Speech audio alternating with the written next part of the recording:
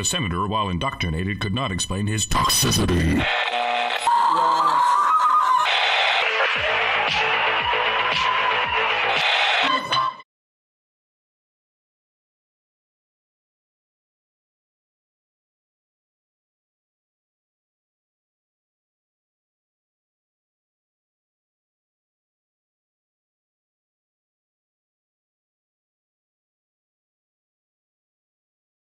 Oh, okay. We seem to have a problem. The ad wasn't playing for some reason. So, Alison, you just jump right into the intro. I don't know. Well, I don't know geez. why that is. Oh, So, No fucking pressure. Okay. Coming to you live from deep within a windy and rainy and sometimes also sunny radioactive meme land. We are the survivors of the alt-right kek apocalypse.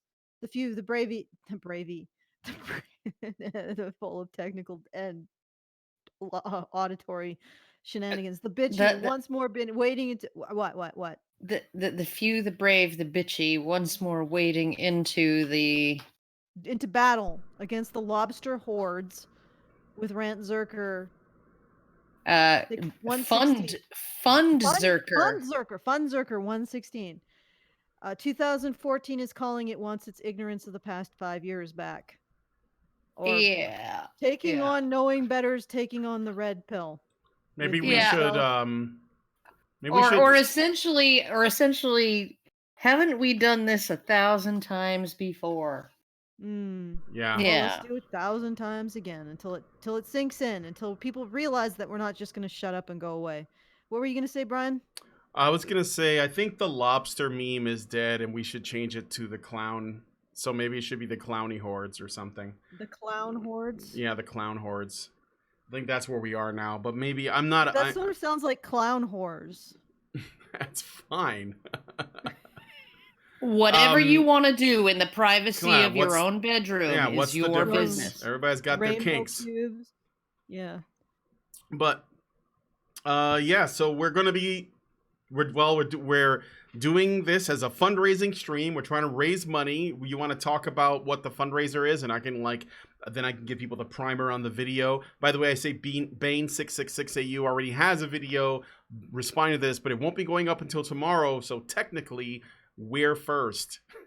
So go ahead, Alison. In your face, Bane. Okay. Yeah, in your face, Bane, and he'll know what I'm talking about. That greedy bastard, right? Won't even give me the link to the freaking egregious bullshit that he just sent me a teaser. He sent me an image. And then I was like, do you have a link to that? And he's like, well, I do, but I don't really want to share it because I want to be first on this. I want the scoop. And I was like, you greedy bastard. No, he works. He freaking puts in so much work, into his videos. I'm prepared to let him have the scoop on that. Speaking of Bane and clowns, I just want to give credit where credit is due. Bane was doing clown memes before it was cool with his weird clown porn music that he plays in his videos. He's been doing that since 2014, at least. All right, well, anyway, and now I hand the floor to Alison. Tell us what are we shilling for today? All right, we are doing the fundraiser for the International Conference for Men's Issues 2019.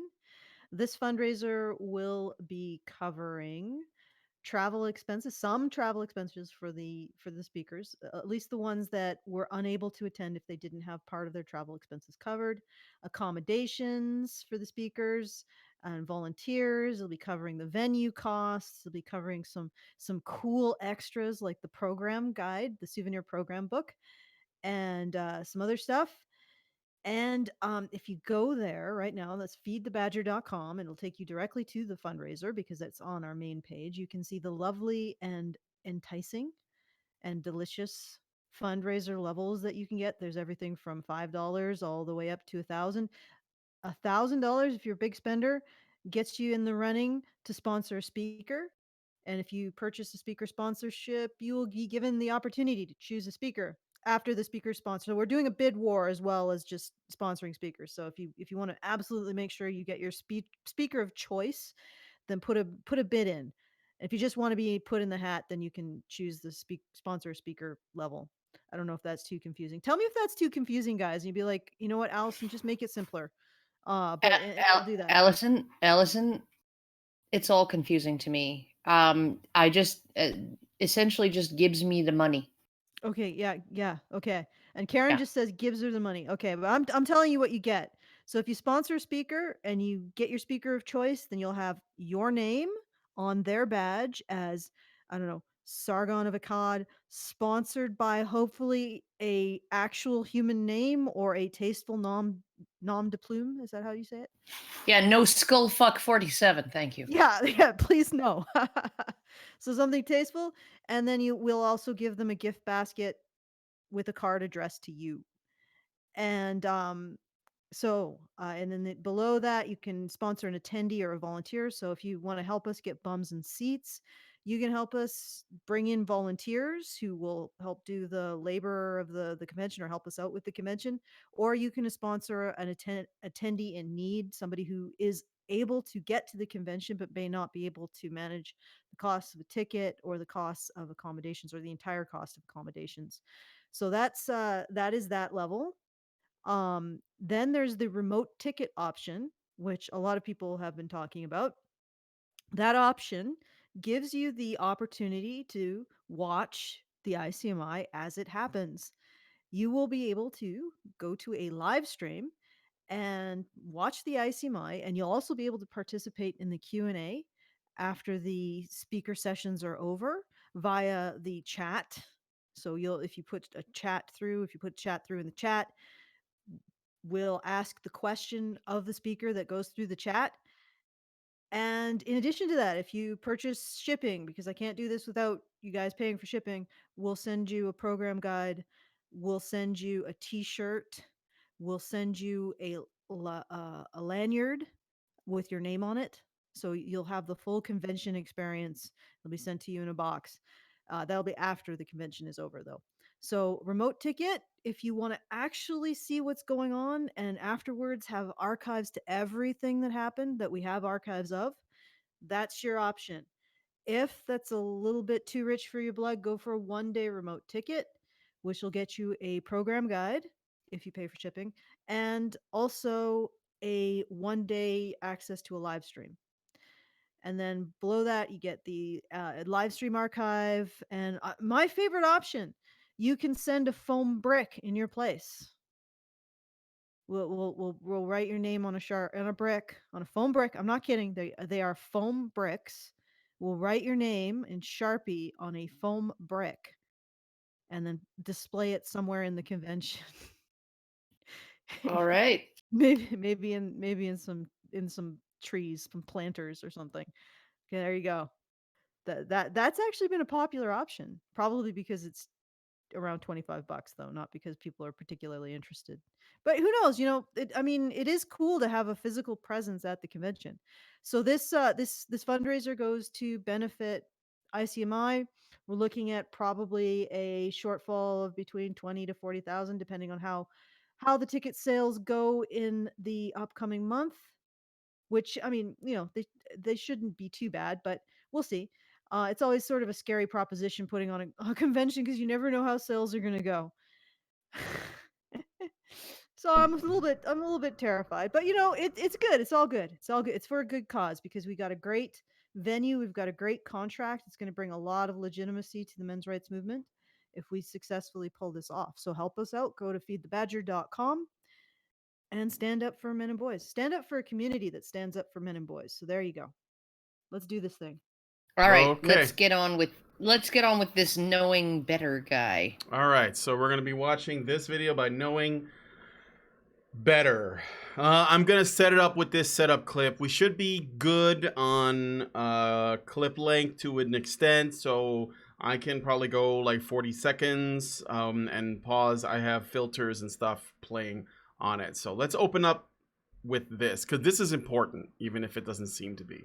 If you've spent any amount of time discussing politics with just about anyone, you've likely come across the argument known as a whataboutism. Even if you've never heard of the term, you know what it is. Usually it has very little to do with the original topic and just aims to derail the conversation. Oh, that was weird. There was a glitch, but it's fine. You want to fill that pothole? Well, what about fixing the sidewalks on my street? Oh, so you care about terrible tragedy.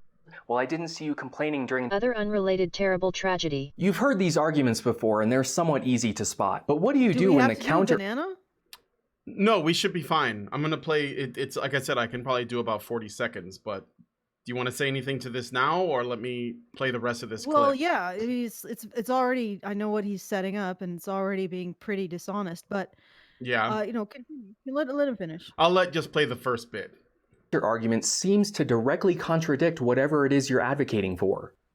Oh, so you made a video about feminism? Well, what about men's rights? Okay.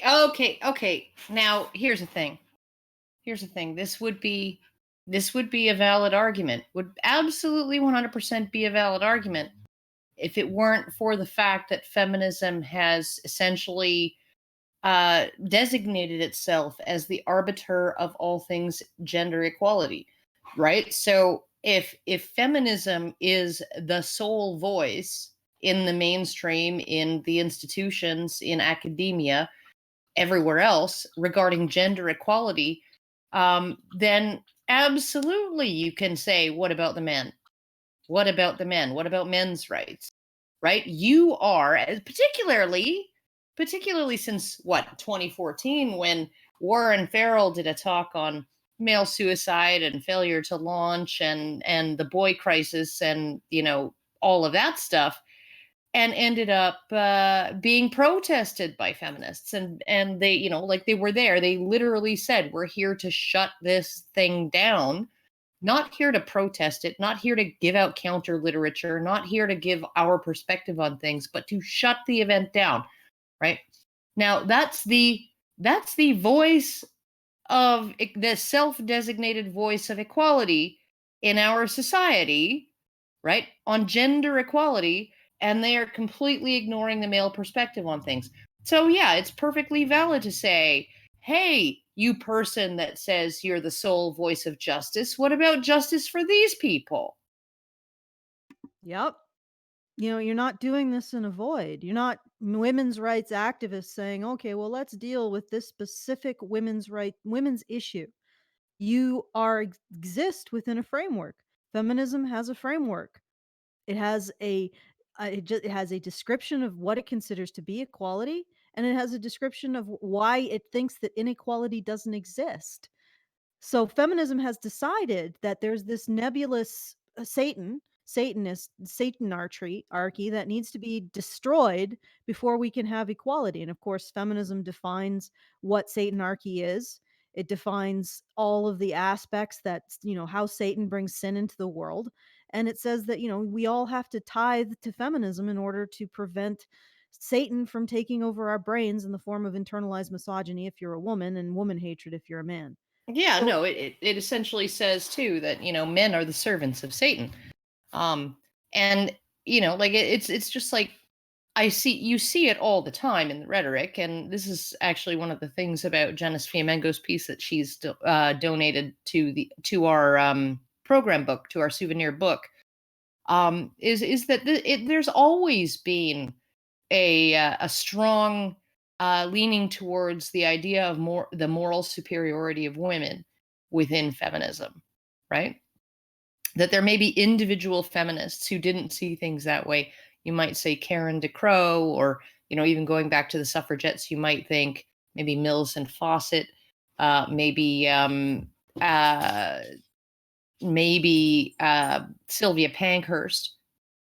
But when you're looking at the situation with feminists back then, I mean, there was like this huge claim to moral superiority on the part of women. This idea that if women were allowed to vote, there would no longer be war, right? And that male statesmanship is the reason why everything bad that happens. That essentially, if women were just in charge, nothing bad would ever happen, right? And you see that reflected in movements like Me Too, which is like, believe her, right? Because women never lie, right? Women never tell self-serving lies, right? They never tell lies Right. to get themselves out of trouble. They never tell lies to hurt somebody that they have a grudge against. oh, they never do those things, right? So if we just put all of our faith in women, then we will be in the utopia. There's a huge streak of that going all the way back. So, like the whole idea of we assign blame, or feminism assigns blame, all the blame and all the responsibility and all the culpability, it assigns it all to men. Women were just dragged along kicking and screaming, and protesting, and there was never a woman who voted for a leader who wanted to bomb some country. Never ever ever happened. And if it did, well, she was brainwashed by the men around her, right? Yeah. And when you start saying, well, let's talk about feminism, and somebody says, but what about men's rights? You are starting from a feminist position that the issues that men face are of lesser importance due to being lesser than that of women's issues. And so when somebody says, okay, well, we're starting from a feminist lens, well, you don't just get that. You have to actually contend with the fact that men have issues before you can assert your central feminist tenet that women are worse off than men, that women live in a society that prefers to benefit men unfairly over them. You have to Yeah. actually start to defend that tenet. Yeah, no, like when you're looking at it, when feminists say X is greater than Y, so female suffering is greater than male suffering, right? X is greater than Y, and then you ask them, this is what the thing that you do all the time, right? Well, have you measured Y? And they're like, well, I've measured X. And you're like, okay, but have you measured Y? And they're like, why would I need to? I've measured X. And it's like, well, Yeah, because actually. you're making a comparative statement. You're saying Mhm. X is greater than Y. If you don't know the value of Y, how do you know if X is greater than that? Right? No, and What they keep about the saying men? X is a million, X is 3 billion. And I'm like, well, but you still haven't measured Y. X is 17 per day, right? And like they do this. Oh God, that is such a sneaky fucking thing too, right? Because it's like 9 women per day in Honduras, or 3 women per day in Honduras, right? And it's like, versus only 1 woman per day in some other country. And it's like, and then you look at the relative numbers, like the population numbers in those countries, and you're like, uh yeah, well, that's because that country has 3 times the population that Honduras does. So Yeah, but like, it ultimately it comes down to this. When you're working from a feminist framework, you're working from the framework that society somehow has decided it prefers to benefit men over women unfairly. And when you do that, the instant you bring that up, you bring in that baggage. And you're not just some, women's rights activist dealing with one issue and you're just trucking along and then someone sidelines you with what about men's rights? No. You have gotten up onto a particular podium with a particular set of central beliefs, and you are going to have to answer for those beliefs. Okay, Karen, your echo is like really fucking is okay, thank you. Or is it me? I don't know. But you have to answer for those beliefs. You're not just starting from blank slate, my dear. You are, in effect, you are on a podium that everybody knows what it is and the central tenets of that podium. So they are going to respond to that. You don't exist in a tabula rasa state when you open up the platform as a feminist. Okay, that's all I had to So say. I'm not getting There you an go. echo from Karen's end, It's so me. it It's might me be for you. some reason. Yeah, you might have to adjust your audio because I'm not having a problem. or it might be you. I don't know. Who knows? But one of the things too, right? Like there was a paper that was linked to in Our Men's Rights on Reddit. Okay, somebody's echoing. Who the fuck is that? All right, it's probably me. Let me hang up and come right back in. It always goes away when I do that. All right, I'm back. Okay. Are you guys getting an echo? Yes. Uh, No. no, it's gone. right? Yeah. Okay. Okay, that I But- don't know why that happens, but it does. But go ahead. Okay, so there's this paper that was linked in Our Men's Rights, and it was about how feminists are more willing to sacrifice men in those kinds of moral dilemmas, right? So when you're asked, okay, you push one person, you're gonna have to mute Brian. I'm sorry. Push one person over the, or maybe it was Alison, onto the train tracks to save 5 people down the line.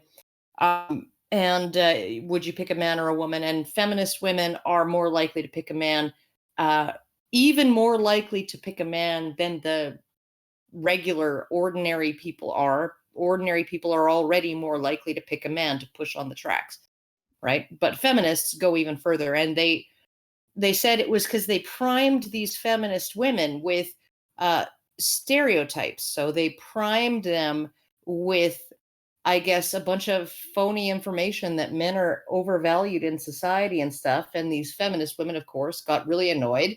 So they were more willing to push a guy onto the tracks, right? And they're like, and then they said, we think it's because they're trying to resist pervasive gender stereotypes. Seriously? And it's like, yeah, and not because they hate men, not because they're angry at men, but because they are resisting pervasive gender stereotypes. And I'm like, no, they're not resisting. They're taking those gender stereotypes and like running all the way to the fucking end zone with them.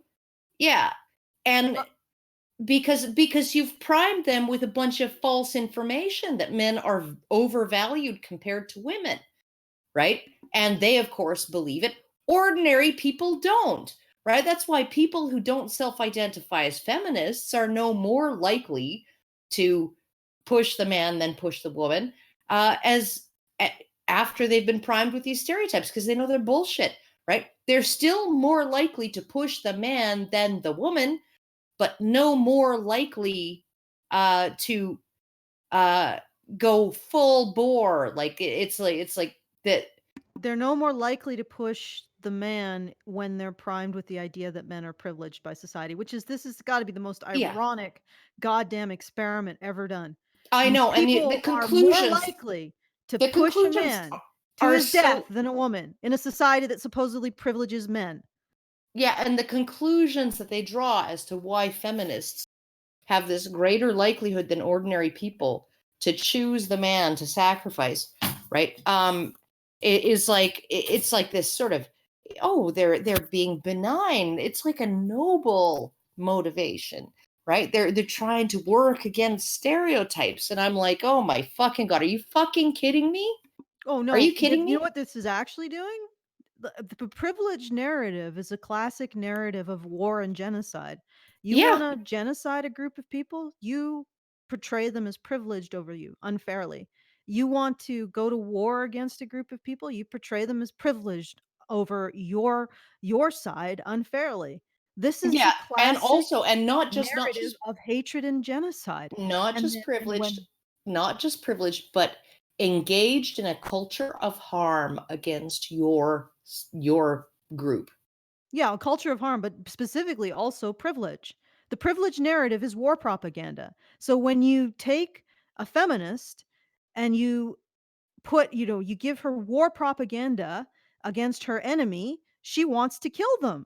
What a surprise. I Can we know, do it's this such a on shock. can we do this like on racists and Nazis? Can we do this experiment as well? Let's see. Just with Jews. When we tell racists that black people are unfairly privileged over them, are they more likely to want to throw them in front of a bus? How about we tell Nazis that Jews are unfairly privileged over them? Do you think that they're more likely to want to throw them, In front of a train, yeah. in front of a train? I mean, it has nothing to do with benignness. It has to do Yeah. with the fact that you're part of a belief system.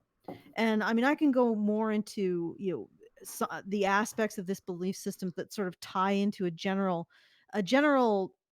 desire to treat men as expendable, of course.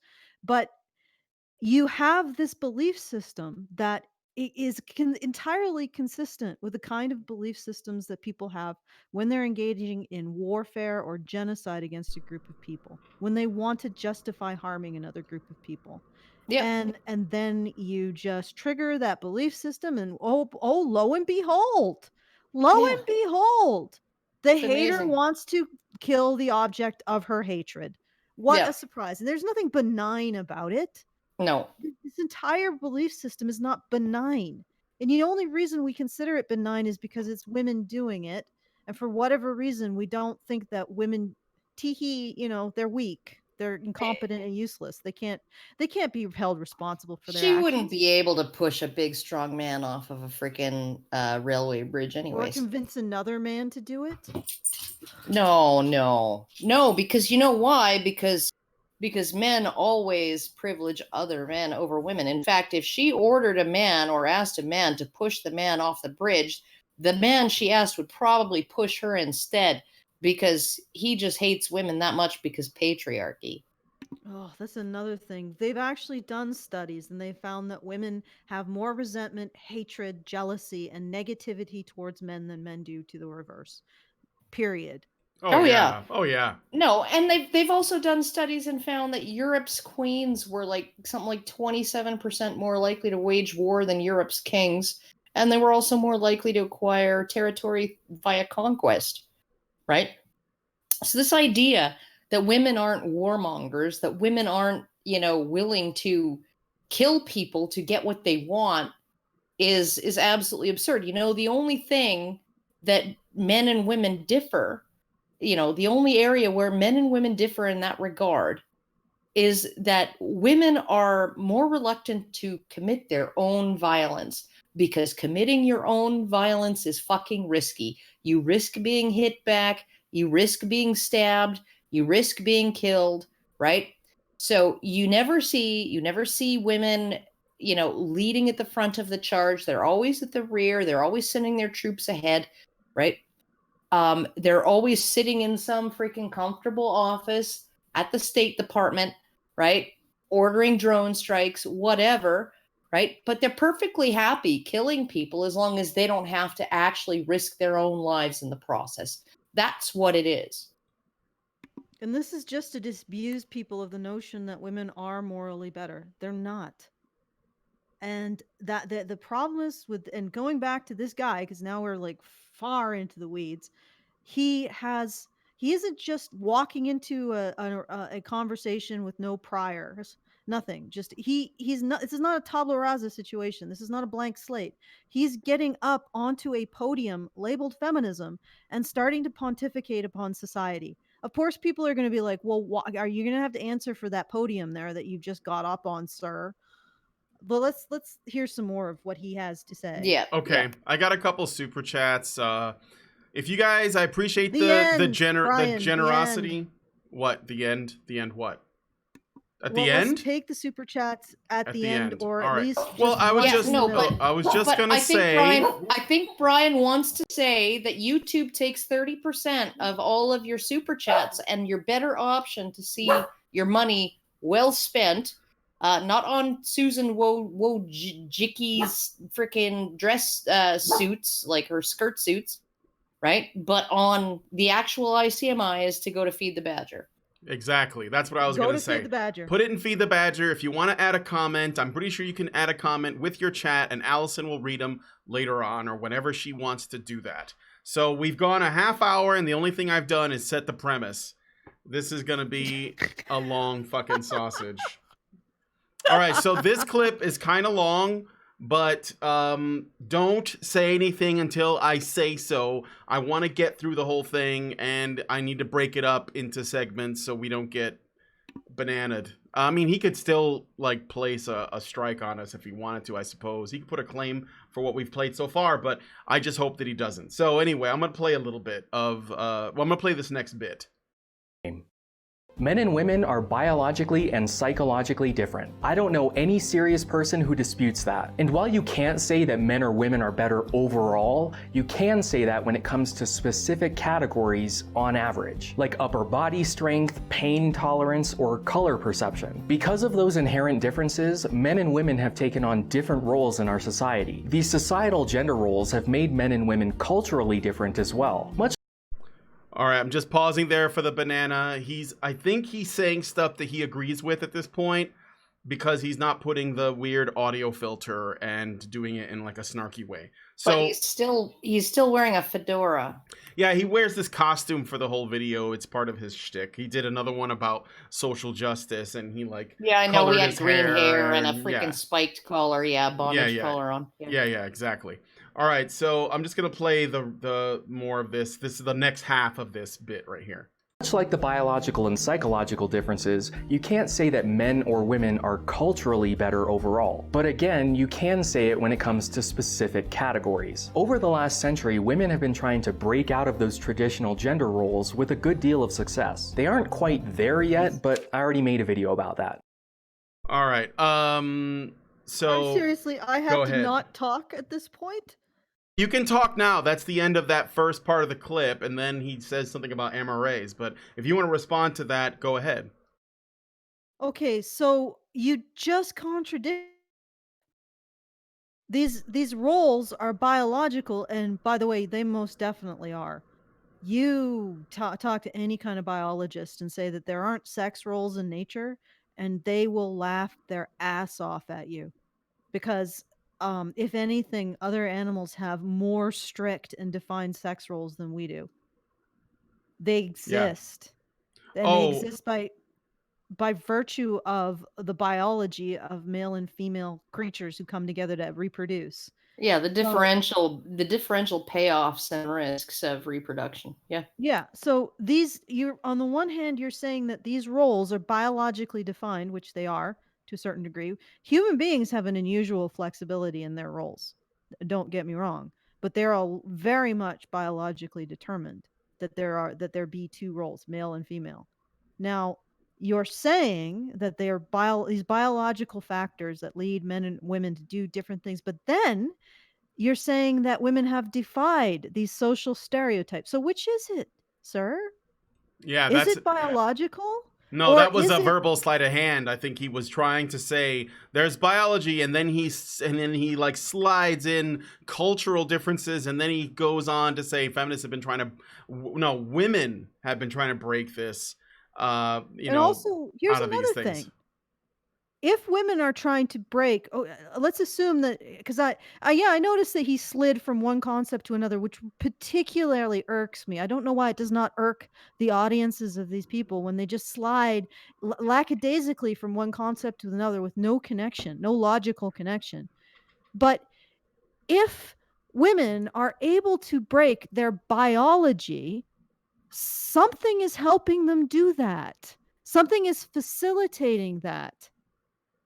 Because there's no other way. You can't overcome your biology unless you're being facilitated in some manner. Unless you're being given the equivalent of steroids. Unless you're being given the equivalent of I don't know, power steering, affirmative action, steering, air conditioning, washing machines. Unless you're being given a leg up, you're not going to defy your biology. But here's the other birth thing. control pill. If you allow him his slide into a very deceitful slide, I might say too, deceitful sleight of hand going from biological factors to cultural factors, even if you allow that, why is culture allowing women to shirk their cultural expectations and roles, but not men? Why is culture being so indulgent, so lenient, so giving? I know why. I think so open to women. Why is culture saying, yeah, you take whatever you want, dear? You take whatever you want. Girls go, girl power. Why is culture giving women what they want? And not men? Why is culture the only one allowing women to walk out of the roles? And incidentally, cultures don't set up roles and they don't really set up because cultures don't have their own intention. But roles don't get set up in culture unless they're important to the maintenance of that culture. So why is culture giving women a free pass to shirk their role that it's not giving men? Could it be because we live in a culture that wants women to have every possible benefit, including being able to shirk their presumably essential cultural roles? Well, it's like I said, the like the more society can afford to do, the more society can afford to care about women. Yeah, also, this brings about a question I asked on another stream I did. Then this is actually the rhetorical question I think that your statement addresses. Why do more men support female rights than women support male rights?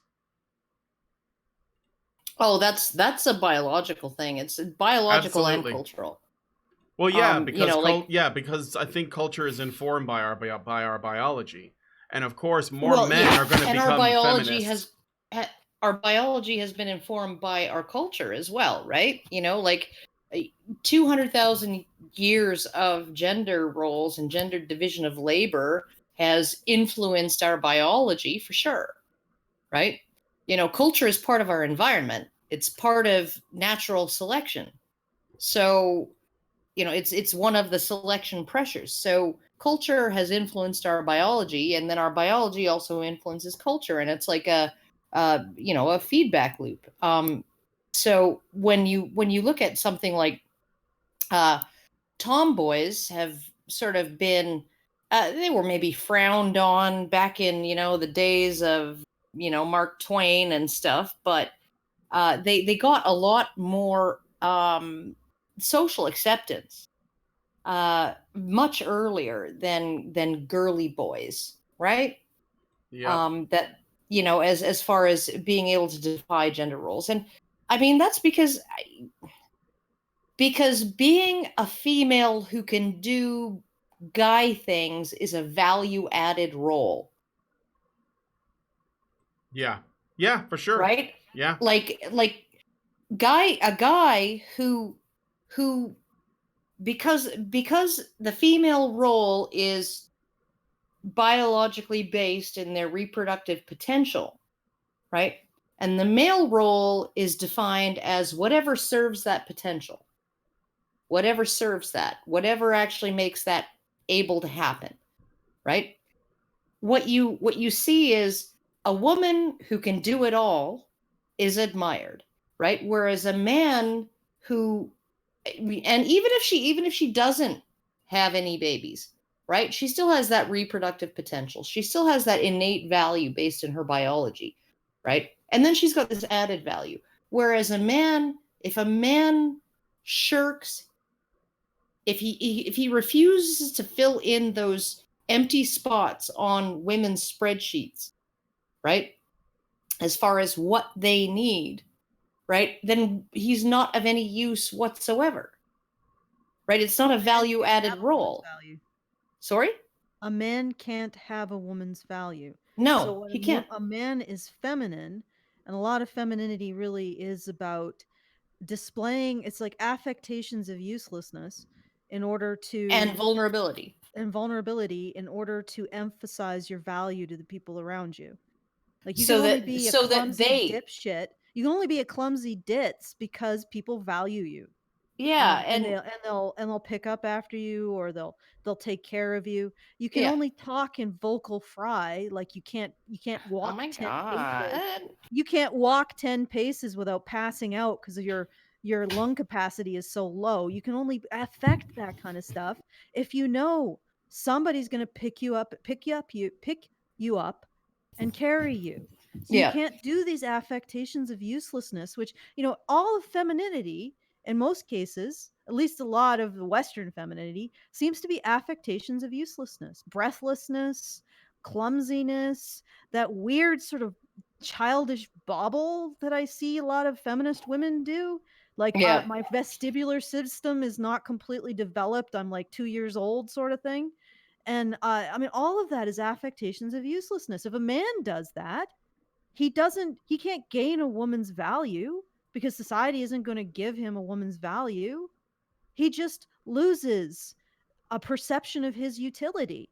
I mean, if a man comes up and starts doing the vocal fry and and then being clumsy and then like bobbling like a feminist woman would, everybody's going to look at him and say, "You're useless.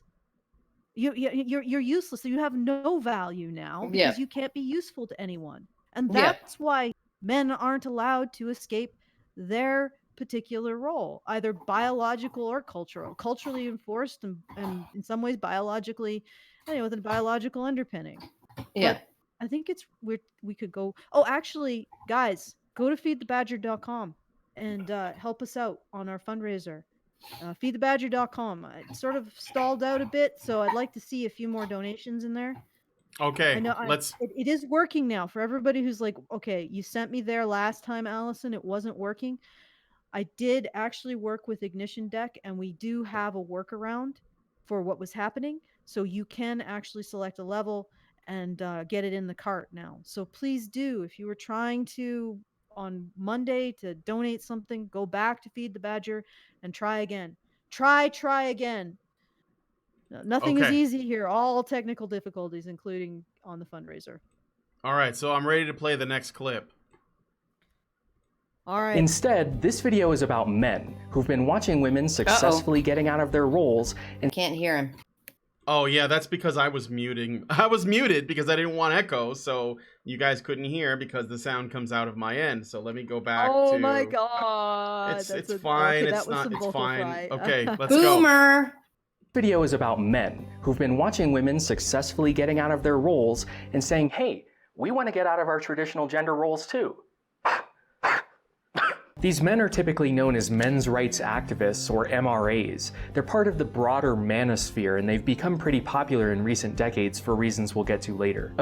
Okay, I'm just pausing it there. That was the clip I wanted to get to. I actually have a question at this.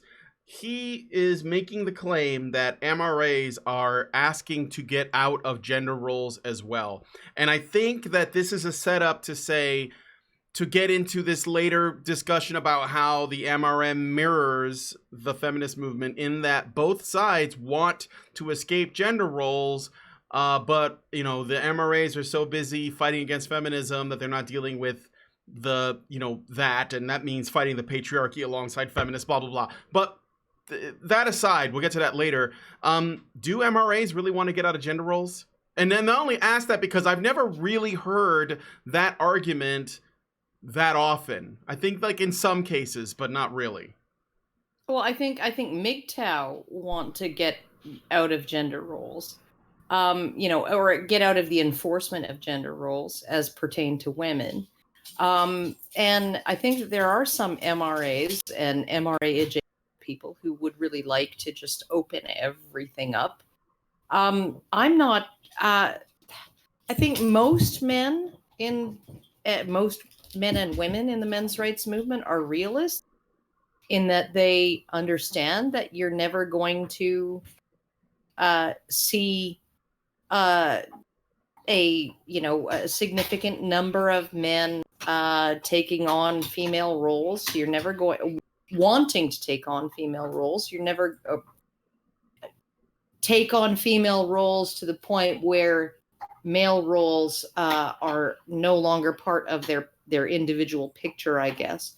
Yeah, right? And also it's not likely that women are going to want men that have abandoned their masculine roles.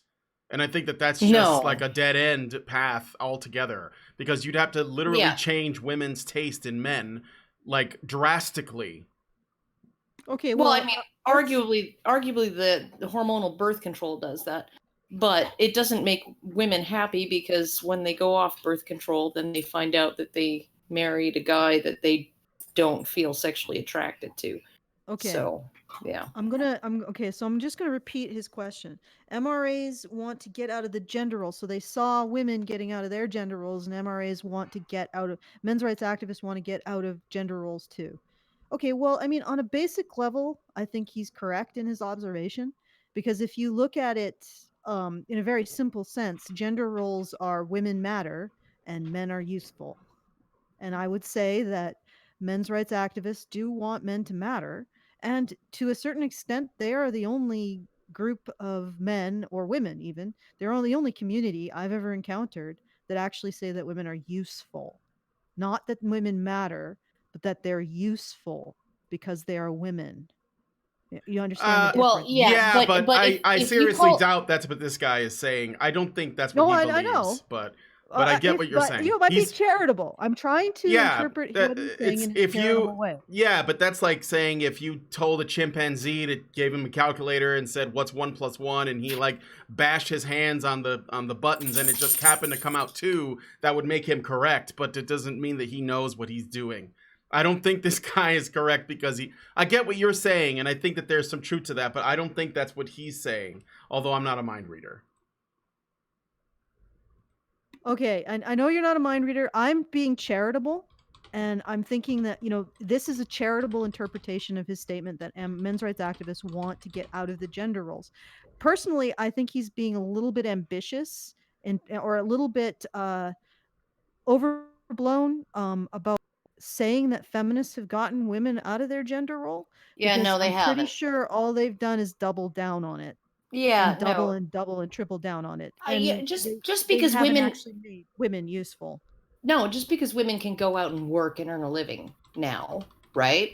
To the point where, and they can go to school and they can, and it's very easy for them to do so. It's not that they were necessarily barred from going out and working for a living or even going out and getting a post-secondary education. That's not really necessarily the case through history, but women en masse have gone out and gotten post-secondary educations, and they've gone into jobs that are, air conditioned and easy, and and you wear your sneakers on public transit, and then you change into your nice Manolo Blahniks when you're at the office, and and you spend the day sitting in a chair, doing some work that's totally safe and physically not strenuous, and then you go home and you have a nice paycheck and all of that stuff, and it's like, okay, so you can provide for yourself, right? That doesn't necessarily mean that you're free from your gender role, because if you had to provide for yourself in a subsistence environment in which you were scraping a living out of the dirt, I don't know. I think you'd probably try and convince a man to do that for you, and you'd probably help him, right? But you wouldn't want to do it on your own. Let me put it this way. In the past, women called it the power of necessity. It was the power of women's work. They had a use to their communities and to their families that couldn't be replicated except by them. And I mean, I guess it could have been. I mean, men could have taken on those roles, but there was an agreed upon that women would have these roles, and it was considered very important. If those women didn't do those roles, people died. There is nothing like that now for women. Yes, they can get a job and take care of themselves, but that's not being of service to a community, to men, to children. It's just being of service to yourself. So there's no role of usefulness for women, and feminism has never really challenged that. It's only just given an additional iteration of, oh yeah, women have to matter. They have to matter so much that somehow they're going to become useful to others. Somehow they're going to become servants to others. Somehow you're going to make women mattering into making women be useful, and it doesn't work. You can double down and triple down and quadruple down, but until women have an identity of service to others, they will not be useful, and they will not have actually challenged their role, their current gender role. Well, here's the thing too, right? You go back to Simone de Beauvoir, right? Who said that women should not be authorized to stay home and build families, because if given the choice, too many women will take it, right? She certainly had an idea as to women's usefulness, right? She thought women... but that's not use, Karen. You cannot have a use unless you are useful to someone besides yourself. That's right. Simone de Beauvoir is not saying that women need to be useful to men or society. She's saying that somehow they're victims of blah, blah, blah, blah, blah, blah, blah. Therefore, they shouldn't be allowed to make themselves victims of blah, blah, blah, blah, blah. That's what she's saying. This is really the disconnect between what men's role is and what feminism has always believed men's role is, right? Like, they always believed that women were in a support role, right? So that men could go out and earn money. Whereas, like, it's called supporting your wife and family, right? So men were in a support role as well. And so I'm just kind of stymied as to how they managed to define an interdependence, right, that has existed for so long, right, as men being able to cash in and be supported by the free labor of their wives, when men were supporting their wives by providing them with uh, pay pay for their labor, right? It didn't come with a pay stub or a tax bill, right? But they were Yeah. paying the women to do the work. Yeah, Allison, you dropped out of the call for a second, and when you're in the call, the video, internet connection is really low. I think that you're running into some internet problems on your end, Allison. Oh, yeah, no, it should be fine now. Oh, because you left. Allison will come back in a second, but I'll play the next clip. This is about, I moved up a little bit. This is a bit about male disposability, and I'll go ahead and play the clip for the guys watching. Please go to feedthebadger.com and make a donation. There, I did see you guys sending us some super chats, but I appreciate it if you go to feedthebadger.com. That's why we're doing this. So let's play the next bit. Okay. In the movie, they say that one of the defining characteristics of men's role in society is the concept of male disposability. Every society that survived based on its ability to train its sons to be disposable. Disposable in war as warriors, Oh my disposable god! in Oh work my as god! This firefighters. is so broken up. What's wrong? What's wrong? It's all robotic. Oh, And the yeah. video is not playing. The video's not playing? I just paused it. No, I know you just paused it. It was frozen on Knowing Better's face, and then when you paused it, now there's like a still frame of Warren Farrell. Oh, okay. Well, here, I'll go back a little bit. I don't know why that happened. You know, my internet connection is solid, but sometimes Discord fucks up. So let's play. I'll go back to here. All right, I'll play this next clip. In society is the concept of male disposability. Every society that survived based on its ability to train its sons to be disposable. Disposable in war as warriors, disposable in work as firefighters, as workers on oil rigs and so on, coal miners. Male All right, pausing there for the banana. He's just describing. Which is really ironic since Yeah. he's taking someone else's work. Yeah, well, you know what I think too is previously in this there was like a big freaking capsule kind of over in the upper left corner. There's a big pill. Oh yeah, he was making a joke about the blue pill, and that said Pfizer, that's Viagra, that's kind of something. Okay, why don't we finish this up? Because this is ridiculous if we're going to get a copyright strike for something that he stole. Or he took, sorry. Not stole, but, he's using from some other source. So go ahead, Brian. Oh yeah, no, it shouldn't be a problem. This is, yeah, let me play the rest of this clip. It's also kind of long, so I'll have to break it up. He just does this thing that, Big Joel and ContraPoints and a lot of these BreadTube people do, where they want to make an argument, but they do it a very long the long way. So, it's like a bit of a gish gallop, you could say. So I got to play his next bit here. disposability is the idea that men are seen as less valuable and therefore disposable for the betterment or preservation of society, which is why men account for most deaths in the workplace. The film makes it a point to mention how many people died on the job and what percentage of those deaths were men. In 2017, it actually increased to 5,147 workplace fatalities, 92.5% of which were men. Just to put that into perspective, that's more casualties than the entire Iraq War, all right, I'm just pausing there. Again, don't have a problem with any of this stuff yet, but let's keep going. 7 years put together every year. So this is a genuine problem worth talking about. The most dangerous profession when it comes to how many deaths there are per worker is fishermen. If you've ever watched The Deadliest Catch, you Again, I'm just pausing there for the banana. He just goes on about this other stuff, but he gets to something else, which is where it gets annoying. Okay. Know that. Okay, yeah, But the I'm most waiting for dangerous the other shoe to drop because What- I know what was that? something is gonna like. I mean, he's describing all of these ways in which men are vulnerable.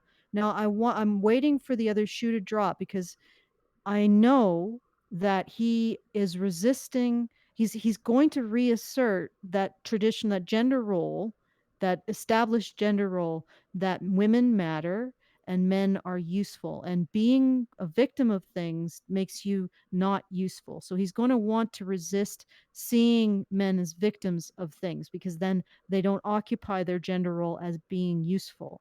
So he's going to, I'm pretty sure, maybe I'm wrong, maybe he won't, but I'm really sure that he's probably going to flip this around at some point and get everything to go back into his framework in which women matter, therefore they're the biggest victims, and men are useful, therefore they can't possibly be victims. So let's see how he does this. I'm just Okay. curious. profession when it comes to absolute numbers is truck driver, with almost 1,000 deaths in 2017. I'm just pausing there. I thought the highest death was logger. Is it truck driver because they're just like constantly working as opposed to loggers, or? It's going to be different from year to year. Like Yeah, sure. these are they're like, it's not like they have quotas for deaths in certain jobs, right? Why It's is not he like going so much detail here. it's not like they have quotas for numbers of people working in certain jobs. It's just that Oh, yeah. certain jobs are more hazardous. You'll see, than others. Allison. You'll see. There's a reason why he uses truck driver. You'll see. It's another sleight of hand that really irks the shit out of me. Just like the thing I played Okay, before. we'll play it and Okay. I'll annihilate it. All right, So, here we go. get ready. What's this guy's More name than the again? next 10 Well, it's just called Knowing Better. I don't know if that's his name. Okay, so. knowing better. You're about to profession- get Yeah. you're about to get the Alison treatment. So go ahead, do your sleight of hand. combined. Why aren't these the jobs we talk about when discussing male disposability? The red pill mentioned coal miners, oil drillers, and firefighters. Even the watch commercial responding to Gillette uses firefighters when quoting the same statistic. Only 35 Because they're firefighters. sexy. What? Because Okay. they're fucking sexy. No, not just because they're sexy, because they're courageous. Because when you look at it, how many million fucking trees, right? How many million fucking trees get cut down every year, right? How many billion fucking fish are harvested from the sea every year? Okay? Compared to, right, guys who risk their lives every time they go into a burning building. Well, you know what? There are a lot of times when firefighters sit around a lot of the day yeah. and don't do anything. Well, hold on. The other shoe hasn't dropped yet. So he's Let it setting drop. he's setting this Right? up. And there's He's setting this up. how many fucking firefighters are there in the United States compared to loggers and fishermen? Well, It's- it's almost they like that's a are- hard job to do, and not a lot of guys It's qualified. not like being a fisherman or being a logger is more dangerous per hour that a person works at it, because firefighters spend a lot of their time sitting around waiting for the fucking alarm to go off, right? And Okay. probably half the time it's a fucking false alarm. All right, Karen, but I really want to hear what the next shoe is. Okay, Jesus fuck. let's go. Firefighters when quoting the same statistic. Only 35 firefighters died on the job in 2017. Don't get me wrong, I wish it was 0, but these aren't the guys dying by the hundreds. These are. Why aren't Yeah, truck drivers? because there are way more loggers than firefighters. Well, Yeah, he's showing a let picture of a the truck shoe driver. drop. but Let the shoe finish drop, Karen. let the shoe drop. The face of male disposability. So he says, why are firefighters the face of male disposability? Now, let me just, before I finish, there's more to this clip. He transitioned, from Warren Farrell saying oil drillers, which is also not glamorous, coal miners, also not fucking glamorous, and firefighters. Those are the examples Warren Farrell gave in a speech. He would likely not disinclude truck drivers because it's not glamorous, since he already said oil drillers and fucking coal miners, okay? And then he Just go transitioned for from it. that to the eGuard watches ad. Okay, let me finish this. Male disposability, because they aren't heroic. Even when discussing the plight of men dying in the workforce, we want to be seen as hyper-masculine and heroic. There is nothing heroic about this.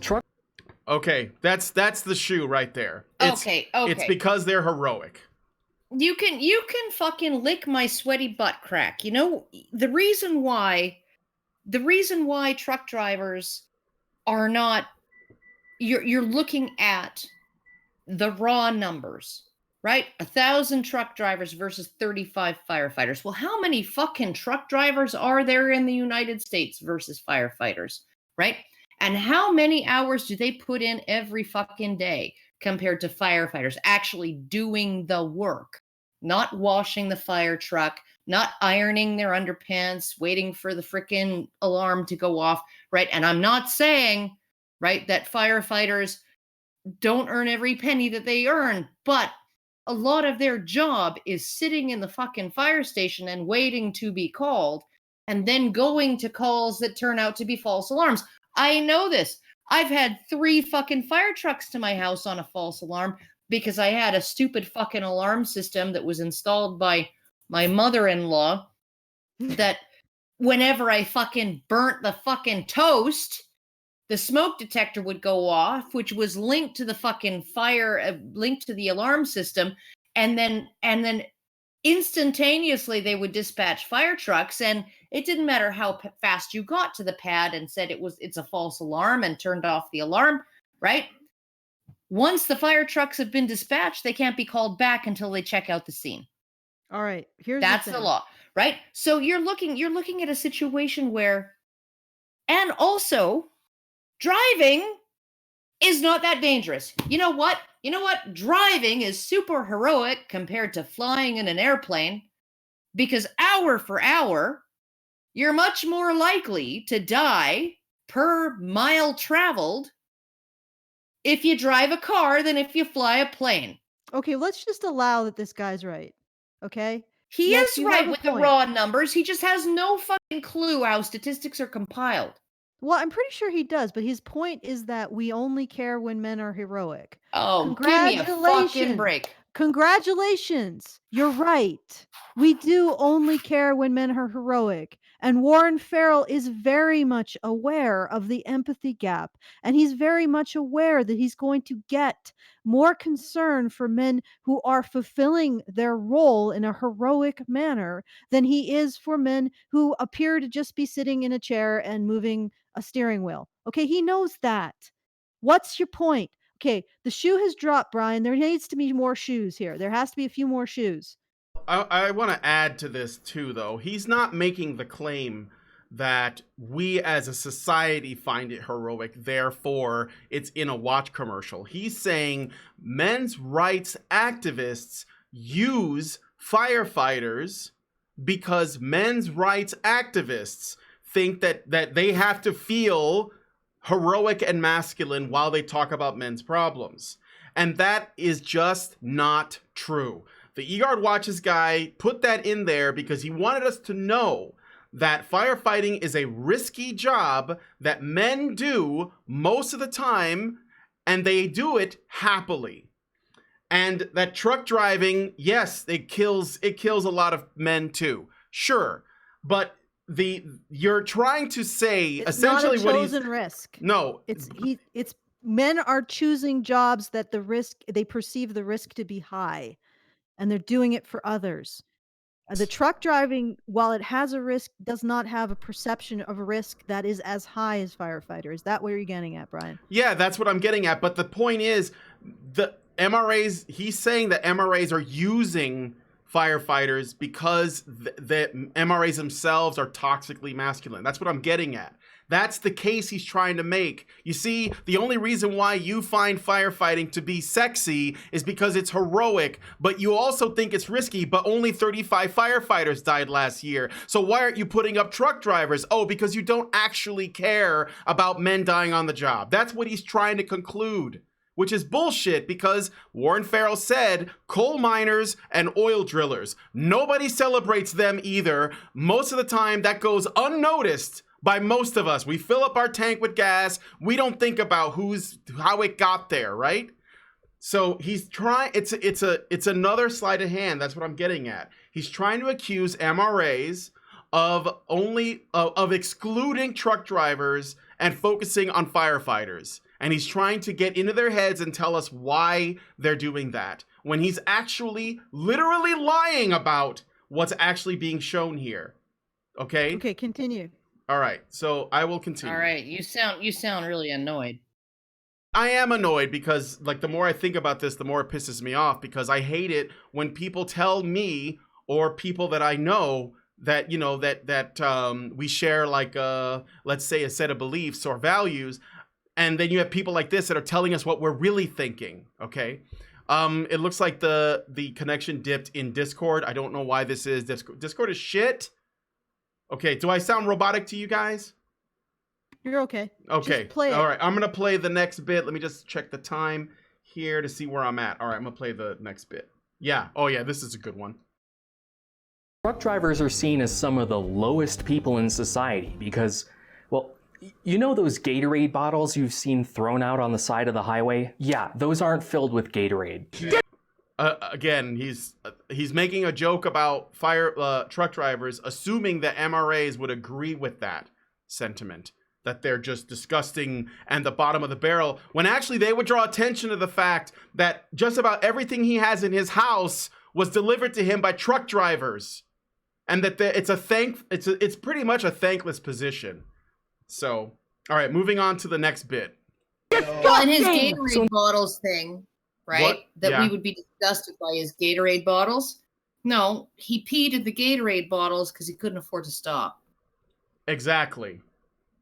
Instead, they go with firefighter, which I find interesting because that profession in particular is one that women have been trying to get into for decades, but have been kept out for reasons. Probably because we all imagine women as these little 90-pound frail objects. But if... Okay, wait a second. Reasons? Didn't you already talk at the beginning about biological differences? I'm actually a pretty strong woman.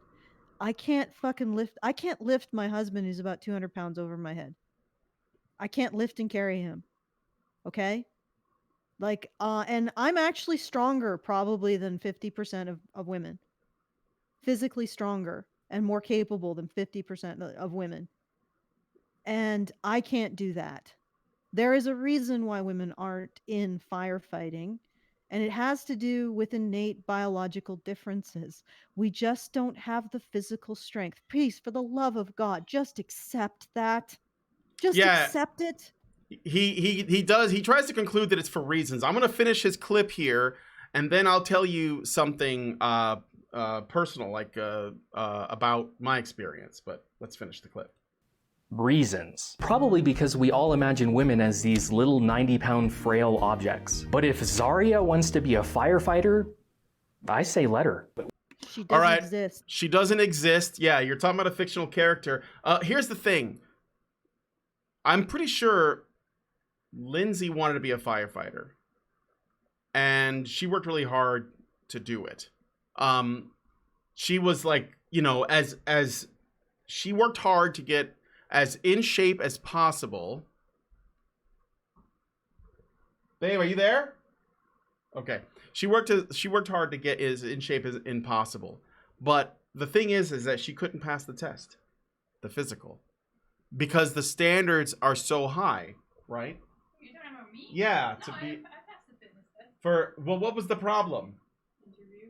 The interview, right? That's right. She fucked up the interview. It was for wildfire fighting, not It was for wildfire. Okay, wildfire firefighting. All right. But the thing is that in order to do these jobs, you have to pass the physical. So now when he says because reasons, he's like, he has to know the truth because he's somebody that supposedly does a lot of research. So he's either avoided it or he looked at it, saw, oh shit, women would have to pass a physical test that we'd either have to lower the standards for, which would put more people at risk, including the firefighters themselves, or we just have to like tell them that they have to go somewhere else. Like, they just can't do this job. And and I'm sure that there might be some female firefighters that can do it. But the fact is, it's not that they've been excluded, and it doesn't matter if you're dying to do the job, which I kind of doubt, because you either can do it or you can't do it. And it goes back to what Alison was saying, you know? So, okay, go ahead, Karen. I'm sorry. No, like I have a friend who from back in Port McNeil who was a part of the volunteer firefighter fire department in our town, and she did a good job. I mean, it was difficult, but you're talking about volunteers here, right? And they'll take whoever they can get. But when there was a wildfire, who would they recruit? People with no training in firefighting. They're just loggers. Regardless, I don't think that there's these vague reasons why women are not being firefighters. I think there's Yeah, a huge no, it's limitation in terms of physical, it's and that not he's full of crap. yeah, it's not because reasons. It's because Not because yeah, reasons.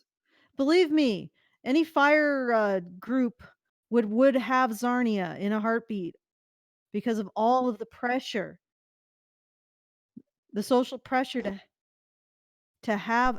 Brian, are you echoing or Oh, am I? sorry. Okay. Sorry. The social pressure to have women in everything. So you don't give me this nonsense. If there were a fleet of Zarnias applying to become firefighters, they would be firefighters. There's no reasons involved here, sir. It's Well, nonsense. and then there's also the fact that they might not be interested in being firefighters. Even if they were physically able to pass the test, they might find it to be risky and not want to do it. I mean, most men also don't want to be firefighters. Some of them do, and they do that. But like, if most men don't want to do it, why do we assume that women want to do, like all women or most women want to do it and they've just been excluded from it? Like, odds are you have like a small percentage of women that can do it, that actually qualify, and then within that there's an even smaller percentage that want to do it. That's not exclusion, that's biology. yeah. All right, moving on to the next bit. Letter. But we're the ones You dying. you gotta unmute, Brian. Oh yeah, I'm sorry about that. I'm muting it's like it's fucking, I gotta like mute this and unmute this other thing, and okay, I'm jumping ahead to. Wait! Don't jump ahead. No. He doesn't have much to say to that part. No, I have something to say to that. All right, I'll go back. Okay. I'll go back. Hold on. Notice how he is using this. He's actually appealing, and the first time he did this, it sort of escaped my notice, and I apologize for that. So it shouldn't. When he's talking about women being firefighters, and he says because reasons, he means because women are victims of something. So women are victims of these reasons, these vague reasons why they are not firefighters. But if you think about it, firefighting is being useful to society. So maybe the real reason why women aren't drawn so much to being useful to society at the expense of their own lives is because they're inundated with the message that their proper role is to matter to society. And Yeah. he has just appealed to that proper role by reframing this entire issue in terms of women being victims. Because, as soon as a woman is victim, as soon as you see a damsel tied to the tracks, what do? You have to demonstrate that she matters to you and go save her. So it's so funny. Like, once again, I'm struck by the fact that these individuals who say that there are betters when it comes to critiquing and understanding and analyzing and deconstructing gender roles are so constrained by them. Oh yeah. It's just ironic. It's like being lectured about seriousness, like how to be a serious person by a person in a clown suit. Well, that is the current year. All right, so let me jump ahead to 505. Okay, here we go. Women have always been in the US military in a support role, nurses, administration, that sort of stuff. But they've been begging to be in combat for decades. The Secretary of Defense finally opened up combat roles to women in 2013, and they started filling them in 2016, much to the chagrin of male politicians. So All right. Wait a second. Go ahead. All women were begging to be in combat roles? I think No. not. No.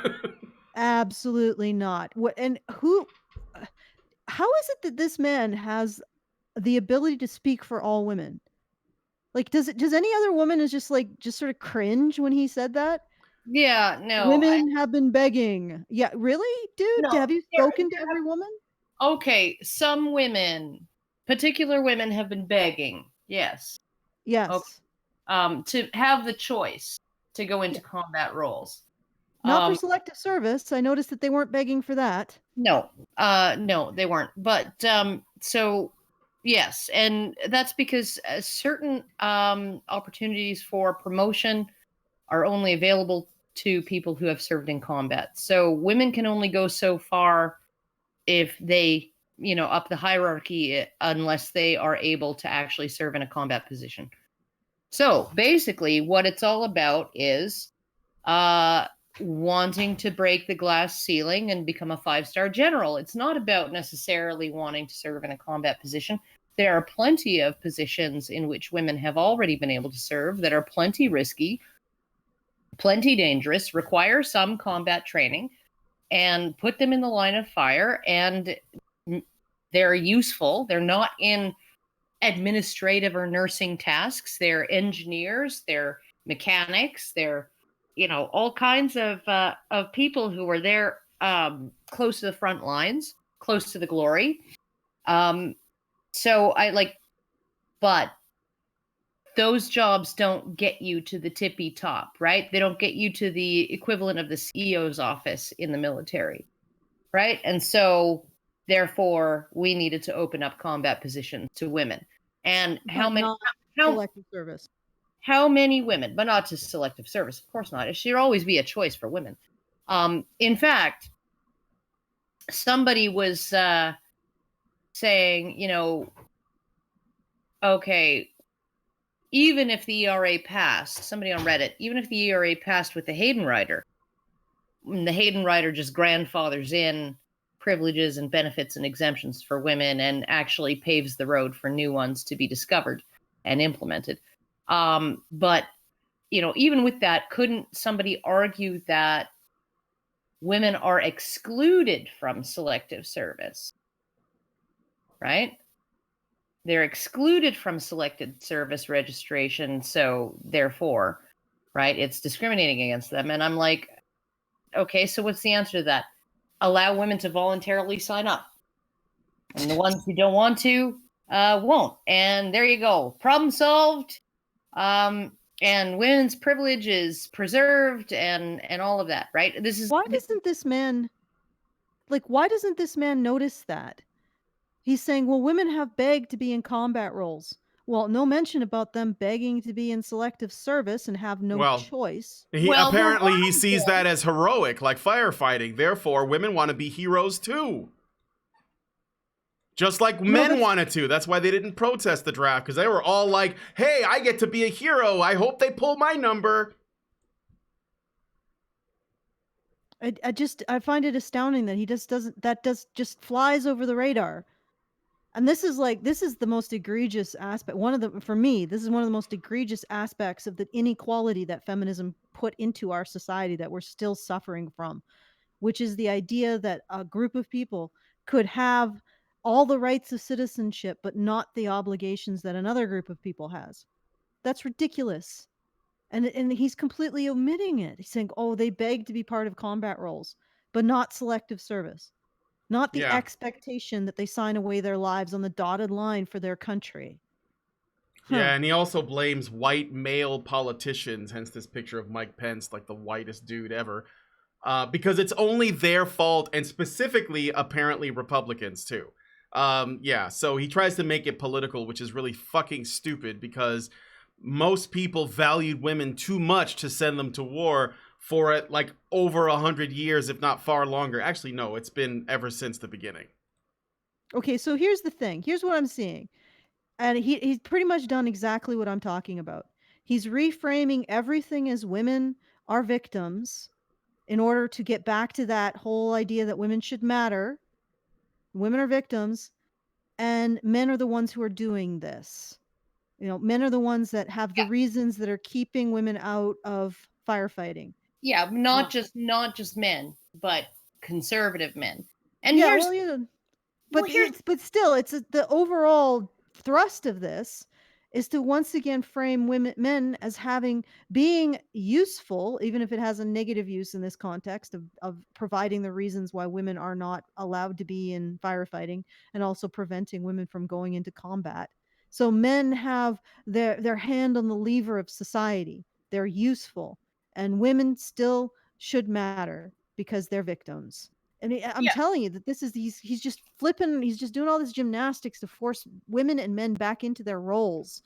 And it's funny because he's doing this as a response to men's rights activists saying, well, wait, shouldn't men matter a little to society and women?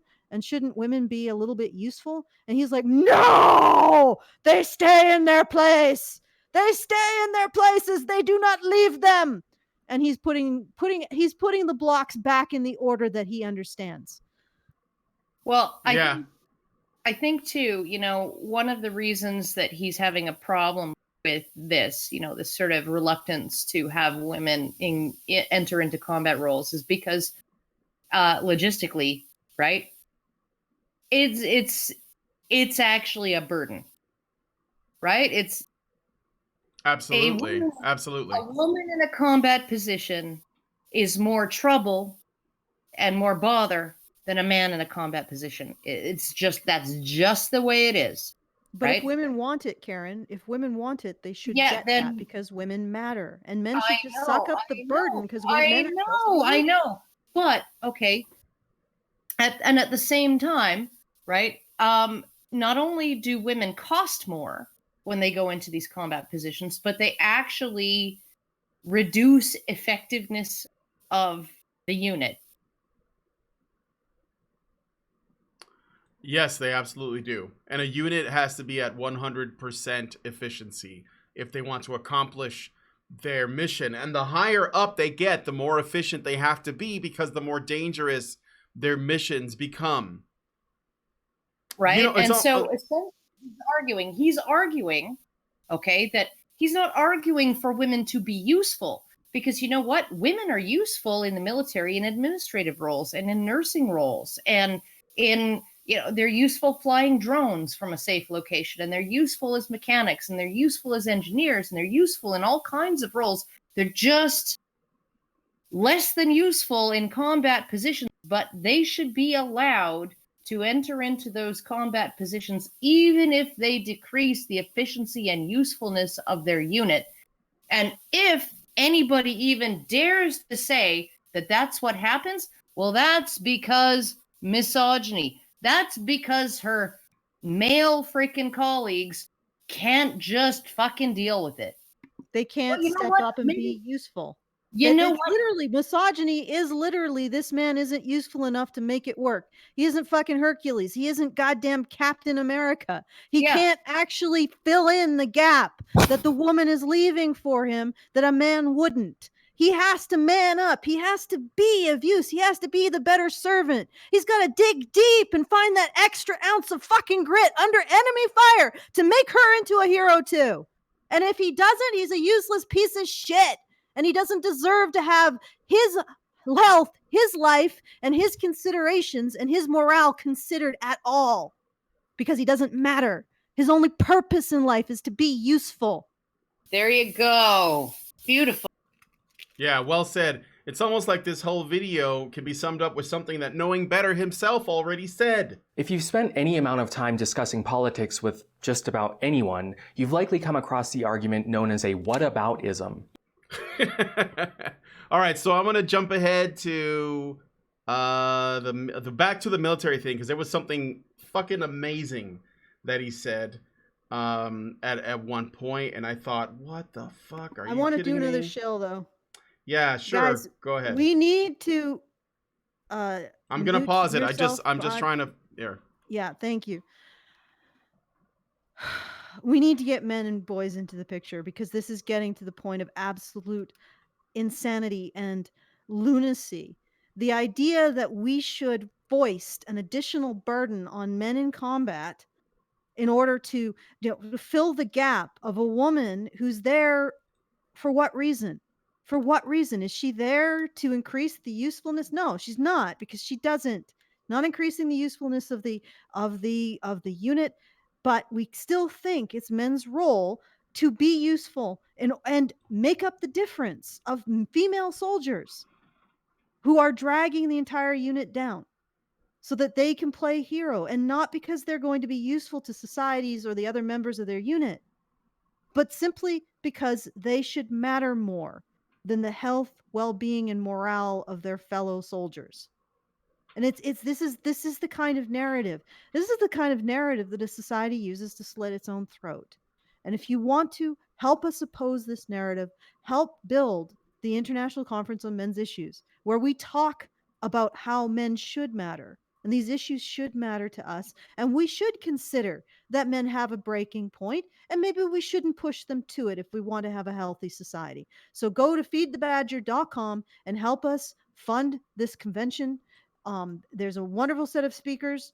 If you want to take part, if you're in Chicago or if you can get to Chicago, please consider purchasing a ticket and getting there. Bums on seats are really important.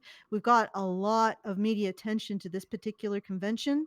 Who knows what's going to come of that, but we got a lot of it. It's going to be a madhouse. So if you can come, please do. Please purchase a ticket. Please get to Chicago. Please show people that you are motivated about these issues. Because if we can't get our community motivated to go there and show up and stand up for these issues, how the hell can we expect anyone else to care? How? Ask yourself that. If you're not willing to support these issues, if you're not willing to make sure the ICMI is able to continue, because if we don't make our shortfall, it will be the last time we can host it. If you don't step up and do that, how can you expect anyone else to do it? So go to feedthebadger.com, go make a contribution, go get a ticket if you can get your ass to Chicago, do it. If nobody else if you don't stand up for issues of men and boys, this insanity is going to continue and continue and continue. And it's not just men and boys in the balance. It's our society. It's the comfort that we have. And we have a pretty incredible society. I mean, hell, I'm talking to how many people all around the world using technology created by this civilization. We don't want to lose that. And we are going to lose it if we do not start challenging this self-destructive, suicidal narrative that society is currently obsessed with. The idea that the society itself hates women and wants to privilege men over women unfairly. If you want to challenge that, help us out. Help us build this event. www.feedthebadger.com. Go there now and do it, because nobody else will. All right, let us get to the next clip. To the chagrin of male politicians. So whenever you're shown these statistics, keep in mind that women weren't allowed in combat during any of these conflicts, despite wanting to be. Whenever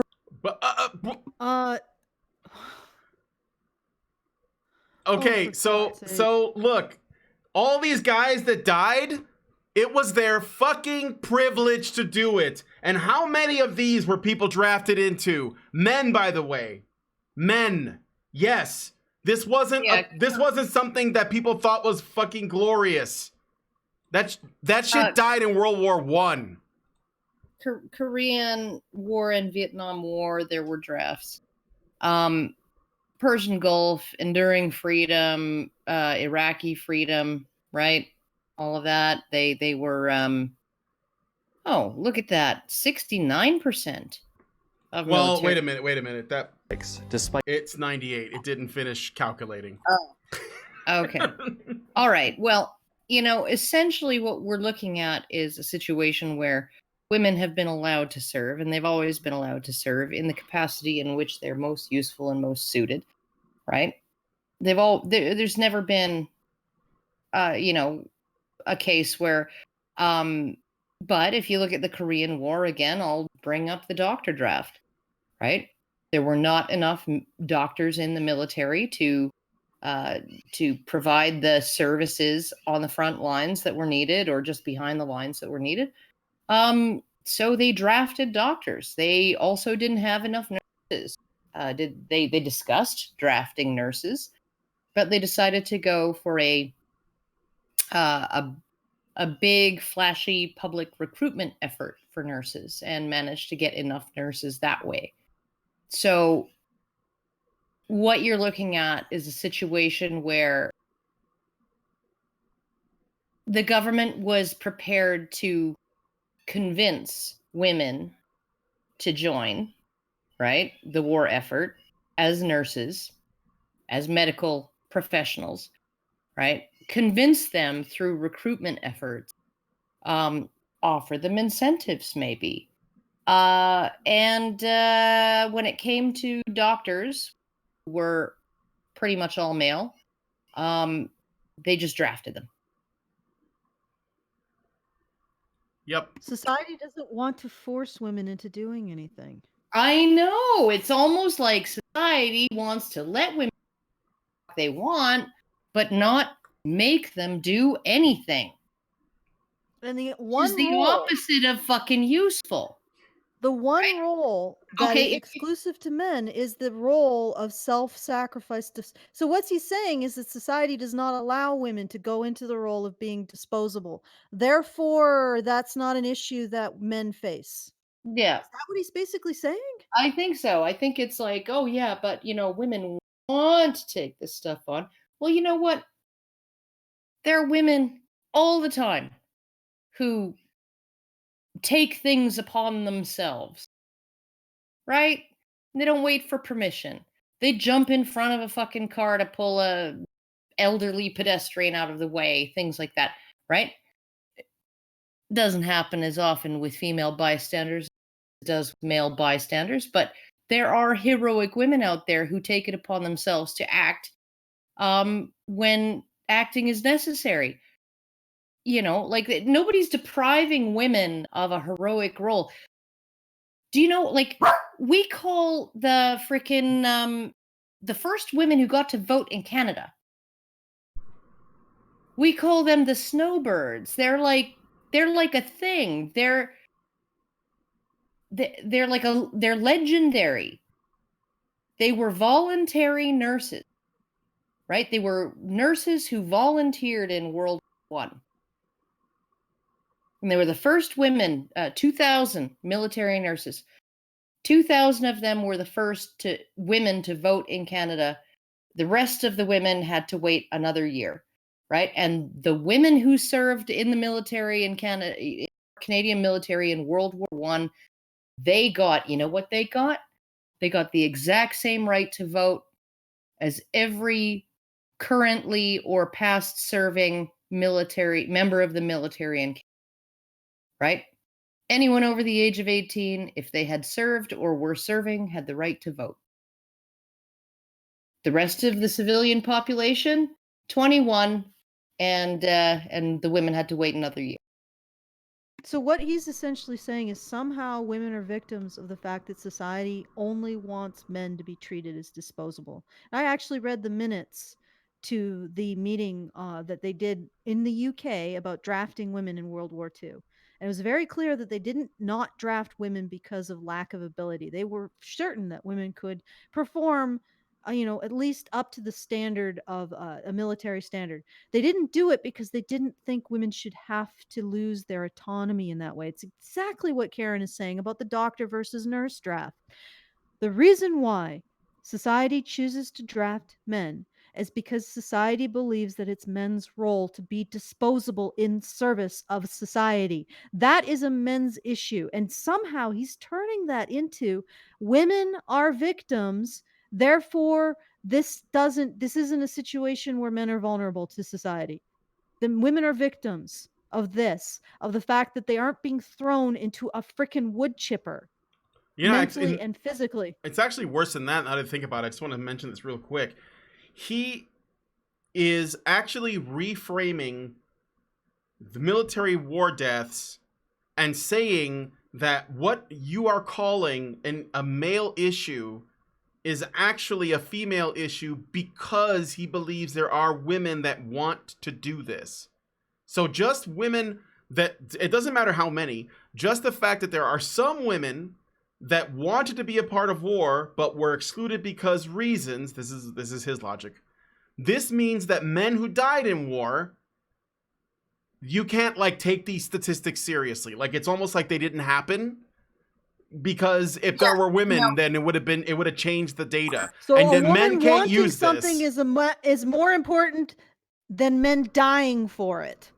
Okay. Is what you're saying. No, what the thing is he's saying that not allowing women to be one of those statistics is a greater a greater injustice than forcing men to be those statistics. Not allowing women to choose to be.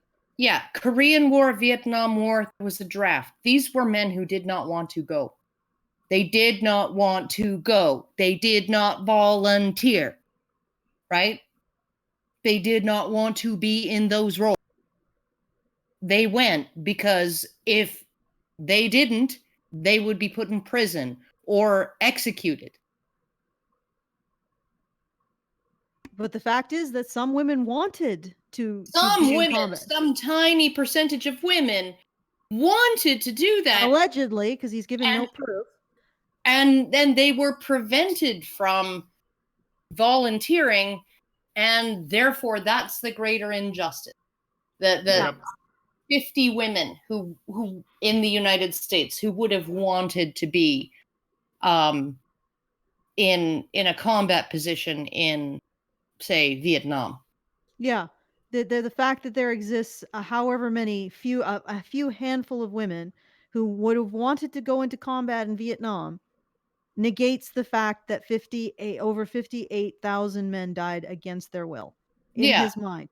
Yeah, were drafted.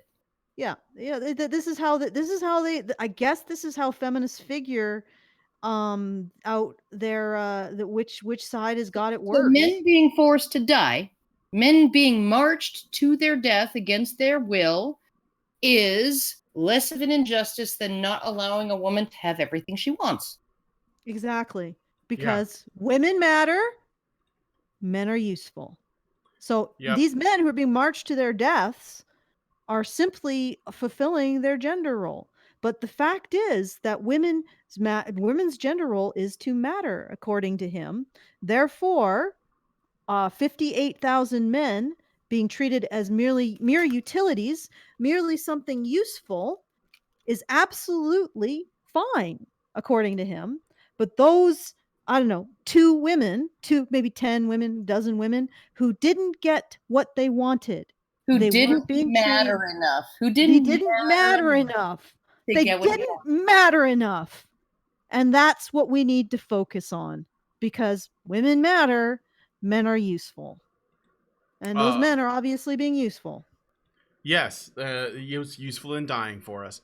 Also, if Operation Enduring Freedom, the Persian War, and Operation Iraqi Freedom was not a draft and it was voluntary service, women were in it because you have 51 deaths under Operation Enduring Freedom, 15 under the Persian Gulf War, and 110 in Operation Iraqi Freedom, but still disproportionately male deaths. And it could be any number of reasons, but most likely, I'm just going to be as charitable as possible, most likely it's just because fewer women wanted to do it. And fewer women wanted to do it, and an even fewer number of the women that wanted to do it qualified to do it. So. At those times, the female proportion of the U.S. military was sitting at about 17%, right? So we're still looking at a disproportionate male casualty percentage. I don't want to speculate on that, but it is possible that if there was a woman in a unit with other men, that she was probably protected. But I don't know, so I don't want to speculate on that. All right, so let's play the next bit. This gets actually pretty funny coming up here. despite wanting to be. Whenever we talk about the military in the scope of men's rights, we inevitably end up talking about the draft, officially known as the Selective Service System. Every male in the United States is required to register for selective service between the ages of 18 and 25. All right, I'm just pausing there for the banana. He's describing how this works, and we got to get to his And arguments. Yeah, I know we have to get to his arguments, but again, he has mounted this particular podium. And part of it is that somehow selective service and the fact that women got the vote without all of the expectations of citizenship just doesn't seem to figure in the feminist mathematics on equality. We can't put it in the Y column as something that men face and women don't, that might actually challenge the framework that women are victims and men are ultimately, responsible, are useful. Okay, just saying. All right, here we go. Failing to do so is a federal crime that will haunt you forever. Luckily, you may have done so without remembering. I filled out a card at the post office. I remember it being a big deal, but you might have done it by just checking a box on your FAFSA, the form you fill out when requesting financial aid for college. Or if you have a driver's license in any of the yellow states, you were automatically registered. Okay, he's trying to make the draft registration kind of a small thing, but I haven't finished the clip yet. I do want to say, though, for my part, I remember they used to do public service announcements for the selective service on television in the United States. And they used to repeat it over and over. By the time you're 18, if you're a male, you have to register when you turn 18 for selective service. If you're a male, it's the law. Like, they repeated it over and over. And when I tried to find out what that was when I was a teenager, and I understood that basically I was registering for a draft, I was fucking terrified. I did not want to do it. I was trying to figure out how to not do it because I was terrified that I might actually have to go to war. So maybe it wasn't a big deal for this guy because he looks like a millennial, but it was the 80s and the Cold War, and I kept hearing about all the shit that was going on with the fucking communists, and I was like, are we going to go to war? Everyone was talking about it. I didn't know. I was just a kid, and I had to register for selective service. So I'm not going to fearmonger that because that's just a product of my time, but I don't like him kind of like glossing over it like, well, you probably did it and didn't even know, so whatever, the drafts. And let me finish the clip, though. Okay, but wait. Okay. 1 second. Okay. You did it and you didn't even know. So you went to apply for a driver's license or you went to register to vote and it was there in the fine print, right? So Yep. you didn't even have to go and sign up. Well, I Because you have an actually, option. I personally did. I actually had to go into. Yeah, you did. Yeah. No, but she's talking in general here. Yeah, in general now, there is no way to have a normal life without signing up. Right? You can't have a driver's license. You can't get a state ID. You can't get a voter registration card. You can't freaking apply for student loans. You can't do any of that without simultaneously putting your name into the selective service registration. So they've removed the ability for men to avoid it, for men to essentially say, well, I'm not going to do it. I'm not going to register. I'm going to live my life as a normal person, not being registered. They've removed that. Right? Yeah, they've automatic removed it through numerous levels of government, state and federal. Anything that you apply for. Yeah. So basically now instead of losing your ability to get college loans, getting a fine, or going to jail, which if you're really dead set against being put on the registry, you could probably go through and just deal with that. Now a man would lose his ability to have a driver's license, his ability to have a passport, his ability to vote, his ability to get any kind of assistance, public assistance. This is actually really disgusting. And the fact is that he's trying to spin this as making it less important. Well, It's you less, see, guys, it's less onerous because you don't have to fill out a specific form to register for the selective service. It's automatically done for you when you apply for a driver's license. yeah, but it's essentially now you can't avoid this. Yeah, there's at no all. way. You can't access any government service as a man without being signed up for this.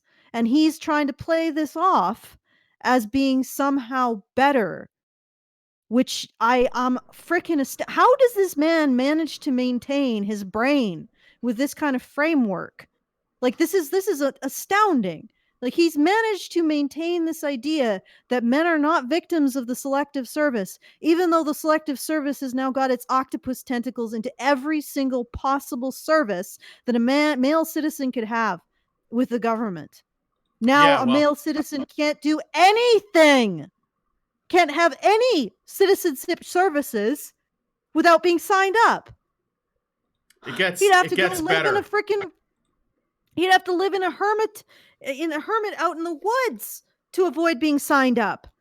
And this is I just wow. Okay, dude, you have issues, you have problems. Please address them before you lecture other people about how we are beholden to gender roles. All right, let me play the next bit because it gets better. The draft is somewhat of a non-argument for several reasons. The most obvious is that it really hasn't affected you. You had to fill out a form or check a box once. We haven't used the draft since 1973. We've been an all-volunteer force since then, meaning it hasn't affected anyone born after. Men can't be victims. That's all I'm hearing from him. Yeah. Well, let me finish the clip, but yeah. 1956. If you're not collecting Social Security, the draft isn't something you've ever had to worry about. And the draft is so historically unpopular that it would take something like Red Dawn happening for us to ever use it again. Well, I guess and yet that's still settled. Be men. Oh, and here's the best part is I think this guy's a veteran. Okay, but here's the thing. The politicians who support keeping selective service have said very explicitly. Weren't the lefties predicting World War III if Trump won? Wow. Yeah, it's amazing. Yeah. Change their tune. Okay, so yeah, Trump isn't going to cause World War III just around the corner. Suddenly the draft isn't going to come into play. But here's the thing. Politicians have explicitly said that the Americans keep the draft in case they need warm bodies to throw in a wood chipper. And those warm bodies are going to be male. So all of this is bullshit. The fact that you say that, men, they have to actually give up a driver's license, a passport, voting.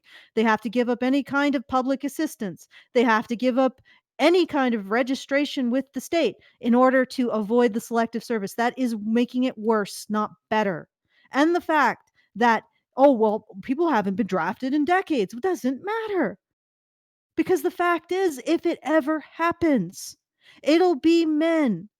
And I sure God hope that men don't sacrifice themselves for this society because it doesn't deserve it. I appreciate all of the things that our civilization has done, but right now this society does not deserve men's sacrifice. All I know is there were a lot very, very nervous on September 12th. Oh yeah, September 12th, 2001 for sure. Yeah. They were like, holy shit, this could be it, right? So, And so the point is that if this added thing, because I'm pretty sure that this guy would be one of those people who is like, Trump's gonna bring us to the brink of the third world war with Russia, right?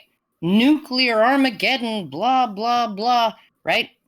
And then he's saying the draft, it's not a problem. Okay, I just want to point out once again to everybody listening and watching, look at how compulsive he is about resisting the idea that men have any kind of vulnerability to society. Even though it is legal and they're absolutely legally obligated, they can't access any benefit of citizenship without turning themselves into a warm body that can be thrown in a wood chipper whenever society wants, be treated by as disposable. Even that, he can't cotton the idea that men have a vulnerability. This is not logic. This is not reason. This is far deeper than those things.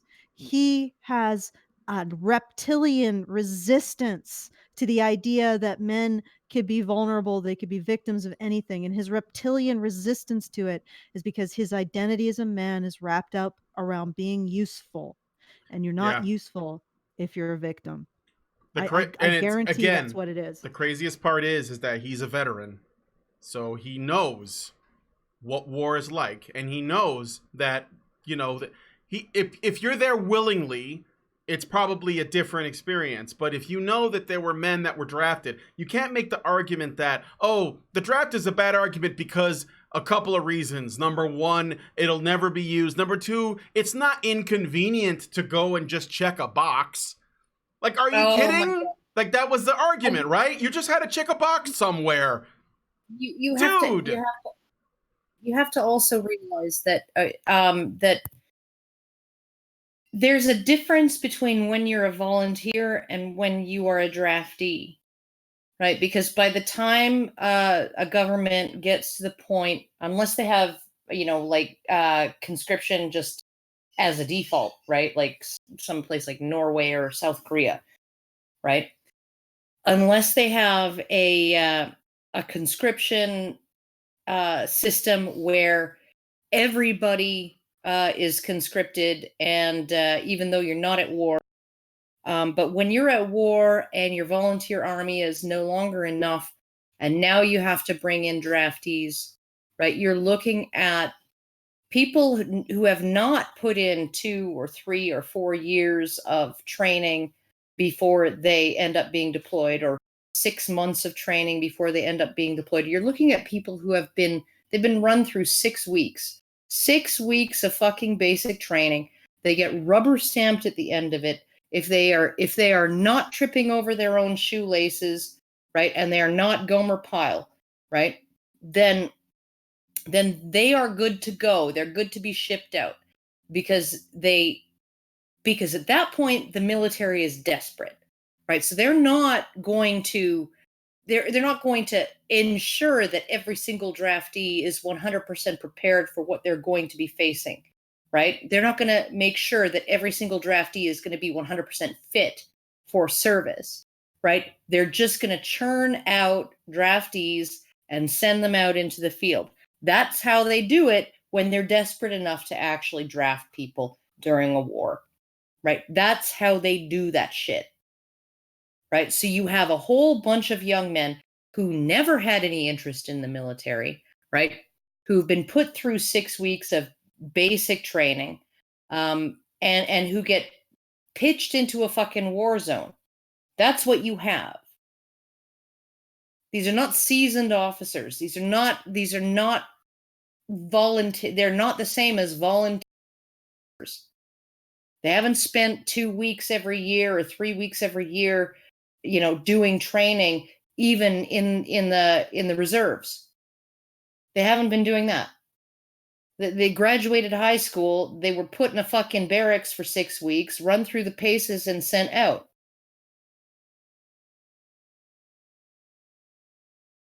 It's a completely Indeed. different fucking thing. It is a completely different thing. And he's being incredibly dishonest. But like I said, it's a reptilian brain thing. He can't accept the idea that men are victims of anything. Anything. And maybe there's something deeper to it. Maybe that particular inability to accept it is holding back some ugliness in his psyche. But it's there. And it's getting to be, to be quite frank, it's getting to be ridiculous to watch. Look, dude, you're vulnerable as a man. Just live with it. Try to make it work. Because if we don't accept this, we are stuck with a narrative that is going to destroy our society. This is why we can't have nice things. Just accept that you're vulnerable to something. Please, for the love of God, you're a human being. Okay, I'm going to move on to the next part. It gets funny, and I want to get to that pit, so... And I have a feeling that if that were to happen, we'd suddenly be okay with the draft. But you know, it still might. Someday. Men feel that this is unfair, since they have to sign up for the draft and women don't. But actually, that's about to change. One of the main arguments against women being part of the draft was that they weren't allowed in combat, since that changed in 20... So stupid. I'm sorry. I'm fucking sorry. This is the dumbest fucking thing I've ever heard. Right? Yes, one of the legal arguments that provided the pretext of a justification to not include women in the draft when men's rights activists brought a case in the late 1970s and then another one in the early 80s, was that, well, you know, women can't be in combat positions, and so there's no point in drafting them. Even at that point, it was the most specious fucking argument ever, right? That does anybody think that you're going to have 3 big beefy fucking Navy SEALs standing in a line next to like 3 fucking Private Benjamins, right? And they're going to say, okay, Private Benjamin 1, 2, and 3 foxhole, and beefy Navy SEAL guys, you're cooking French toast in the barracks. No, nobody thinks that. Nobody thought that there were no roles that women could fill. And nobody thought that the only reason you draft men is because you need, like, when you go to war, you need 16 fucking mechanics to keep a fighter plane in the air. Yeah, Like, but like do they really fucking think that everybody who's drafted ends up going to the front lines? well, okay, And if but women the were other thing drafted, is, they'd be going to the fucking front lines. No. they probably restricted women from combat so they wouldn't have to draft them. I think he's got I think he's got the causal arrow reversed here. That's probably one of the reasons why women were restricted. But what's really interesting is that, once again, society does not want women to occupy the role of not mattering like men do, so that they can be treated as disposable. The real issue here, my dear, the real issue here is that you have to face the fact that society thinks women matter more than you. Therefore, society is okay with throwing your warm body in a wood chipper, but not okay with throwing a woman's warm body in a wood chipper. It's horrified with the thought of that, and will not let women choose to do it. Will not even let women choose to do it. You know how you change that? You actually have to make women matter less to society. You have to make women matter less to society, and if that's your goal, you're doing it wrong.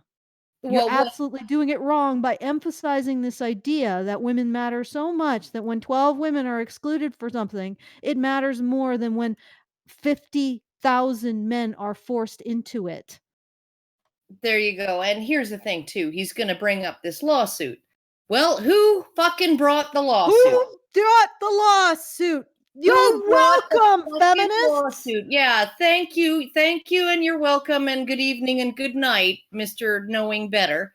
Men's rights activists brought the lawsuit, right? They brought the lawsuit the moment that the stupid, spurious, specious justification for denying, for keeping women exempt from the draft went away. And then they were like, oh, fuck, we're on that like a monkey on a cupcake, right? And we're going to jump on that and we're going to get a lawsuit going, right? What have the feminists fucking done? No, they're What have probably they jumped. done? Well, they jump on lawsuits after they look like they have a chance. Oh yeah, no. In the 1980s, they wrote an amicus brief in one of the lawsuits to include women in selective service. Yeah, right? they wrote an amicus brief, but they Yeah. weren't the driving force behind it. Yeah, no. Amicus briefs are cheap and easy, and I will note that their amicus brief had nothing to do with women being held equally responsible to men. Their argument was that as long as men could hold civic responsibilities as a reason or a justification for them having higher value, a level of privilege in society, women would never be equal. What the hell is what? What kind of value are they talking about? The value of being disposable? And what they privileges said- that male citizens have that female citizens don't? Let me answer that question. None. And there's Okay. significant privileges that female citizens have that male citizens don't. So where the hell are they coming off with this? They were essentially saying, as long as women are exempted from selective service, they will never be seen as valuable to society as men. And therefore, they should be included in selective service so that they can be seen as valuable to men as men. Yes, go dish up your plate. Oh my god. Okay. All right. Can we go to the next thing here, Brian? Because this is Yeah. infuriating. And again, Yes, we can. I'm actually really sort of like, do you really have to disgorge the contents of your subconscious, sir? Must you? Can't you just like stow that shit away somewhere? I have mean, such just a fucking headache. oh, I don't have a headache. I can Someone, continue. someone asked. So I was like, kind of like, talking with someone in the chat, and I just want to clarify something. So Praxis in the chat says, "Why must we make women less valuable? Can't we make men more? Is there no modus to do this?" No, we can't. Well, we probably could make men more valuable, but the thing No, is, we'd that have we to want- simultaneously make women less valuable. Oh my fucking god! Let me squirt the fuck out of you. Yeah, I see what you're saying, and you're probably right there, Karen. Yeah, you can't. There's no way to operate a society if everybody's a free agent. So here we go. We've let women run fucking loose, right? They're a bunch of fucking. They're a horse loose in a hospital, right? And now we're saying let's let men become a horse. Karen, you dropped or you got cut Yeah. off in the middle of your sentence. But I assume that you're Okay. saying we let men do the same, and it's just total chaos, right? If we let men do the same, then all we have is two horses loose in a fucking hospital. Okay, let me just untangle this a bit. So the question is, can we not bring men up to the status of women? Okay. Well, first of all, and this is something that took me a long time to accept. Men don't want to be valued in the same way women are. They want to. There is an instinct in men to put themselves in harm's way in service of their community, their social group, and this is true about all social male mammals. They will step into harm's way for the benefit of their social group. It's an instinct, and if there's no outlet for it, then they aren't going to want a situation where there is no outlet for that. Now the question is, how can we become a society that respects that and does not exploit men for it? That's Oh I no, think the not question. even doesn't just respect it and not exploit men for it. Doesn't exploit men for it and then tell them that pieces of shit who oppress women because of it. That would be excellent. But I think that's sort of a specific subset of what I'm saying. So I don't think there's going to be a situation where we can give. I don't know if it's and the other thing is that I think a lot of people think that women are making out like bandits in this situation. I disagree, because when I think about it, when I think about being in the mentality of feeling like I'm constrained by mattering to society, but having no use, like that is horrible. It's a horrible place to be. There, to some degree, we need to feel useful. We need to feel like we have an external standard to live up to, or we don't enjoy full mental health. That's human nature. So women in our society, they matter, sure, but they're not given any way of being useful as a woman. In order to be useful, you have to have someone to serve. You have to serve society, you have to serve men. You have to have a use to be useful, and you have to have someone to serve to have a use. That's what useful means. Women matter a lot, but they're useless. They're absolutely freaking useless. And it's a horrible headspace to be in when you understand the implications. And I actually think that the result of the increasing this narrative that men like this are pumping out like a toxin into the environment, that women somehow 12 women who want to do something matter more than 58,000 men who didn't and were forced to and died doing it. Somehow men, that level, you see, that level, that metric of women mattering, think about it. 12 women want to do something is more important. Their desire to do something is more important than the fact that society forced 58,000 men to die doing it. That level of mattering, that metric, that, what is the right word for it? That disseparate amount of mattering women matter so much more, so infinitely much more than men. A woman's mere desire to do something matters more than the fact that a man gets his brains blown out. A man has to die cradling his liver and intestines. A man has to die drowning in shit. But the fact that a woman just wanted something so much has to matter way more than that. That level of expectation that women matters that much is itself a prison, because women will never, ever, their actions will never, ever matter more than being a woman. And when I think about living in that mindset where my actions would never, ever, ever, for a single solitary second throughout my entire life, matter more than the fact that I'm a woman, I just want to blow my brains out. I swear to fucking God. That thought just, and I can't even imagine being in the mind of a woman who just has submitted to that thought, that her actions will never be more important than the fact that she's a woman. You might as well not exist. And I think that women existing in that prison, and there's a lot of emphasis. This guy's putting these women into that prison because he doesn't want to be a victim. He wants to insist that he's still not a victim, even though 58,000 men died doing something that 12 women just wanted to do. No, women are still a victim of that because he does not want to be seen as a victim. He promotes that attitude. The corporations promote that attitude because it's such a horrific place to be.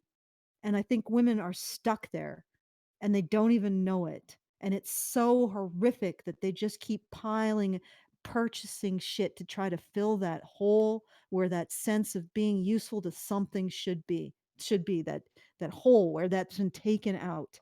And I look at that and I'm like, I've been suicidal, but at least I am not you. Women who think that way, that you will never have taken action in your entire life that matters more than being female.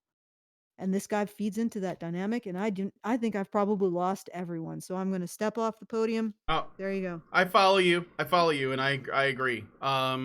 Okay, so let us move on. We have been getting some donations, but please consider giving more. I mean, try to help us out. Dig deep. Anything will do. We only got another hour, maybe like 50 minutes left in this, because I got to get out of here at 10 my time. So, and it's like 9:09 here. But let's go on to the next bit. Just so you know, yeah, the fundraiser is going a little bit slow. Like I apologize, guys. We have that fundraiser is buggy. I had to start it. It started 2 weeks late. I was going back and forth with the Ignition Deck people to try to fix it. We did the best we could to make a workaround. So it's really slow updating. And I probably should thank some of the people who have donated since we started. Let me just get to, we started about 3 hours ago, right? Okay. Well, no, this is the second. We're in the third hour now. Okay. So I want to thank Michael E, Meredith G, Order 22836 with no name. Thank you for, I guess you're anonymous. Georgie, thank you. $1,000 from Georgie. Iron Adam John, $69. Order 22842, $10. Order 22846, $69.99. DJ T, 10, thank you. Meredith again, 31.01. Okay. 31.01. Okay, all right. Oh God, it's the guy with the name I can't pronounce. Chigozi O, 26.99. Dan B, 1,000. So we're actually even higher than that. But we're probably at 7,000. Well, the thing hasn't caught up yet then, because I just refreshed. Yeah, it hasn't. It's slow. It's really slow because it's buggy, like I said, and I'm really sorry about that, but it is what it is. I couldn't delay the fundraiser any further. It was getting closer and closer, and I was looking at us being in the red and just biting my nails down to the quick. Whew. All right. But thank you to everybody who's donated so far. Very generous. Please do. Every bit counts. $5, $10. Every bit counts to get us towards that goal. So. All right. Next clip. All right. Next clip. Against women being part of What? Pause it. Pause. I'm gonna have to go in about 15 minutes, if that's okay with you guys. What's up? It's just I'm just like things. Okay, all right. Yeah, All right, it's that's okay. Reasons. Things. Reasons. It's basically like you're being told you can't join the firefighters. That's why you can't really be descriptive and you have to be vague. Well, I have other responsibilities.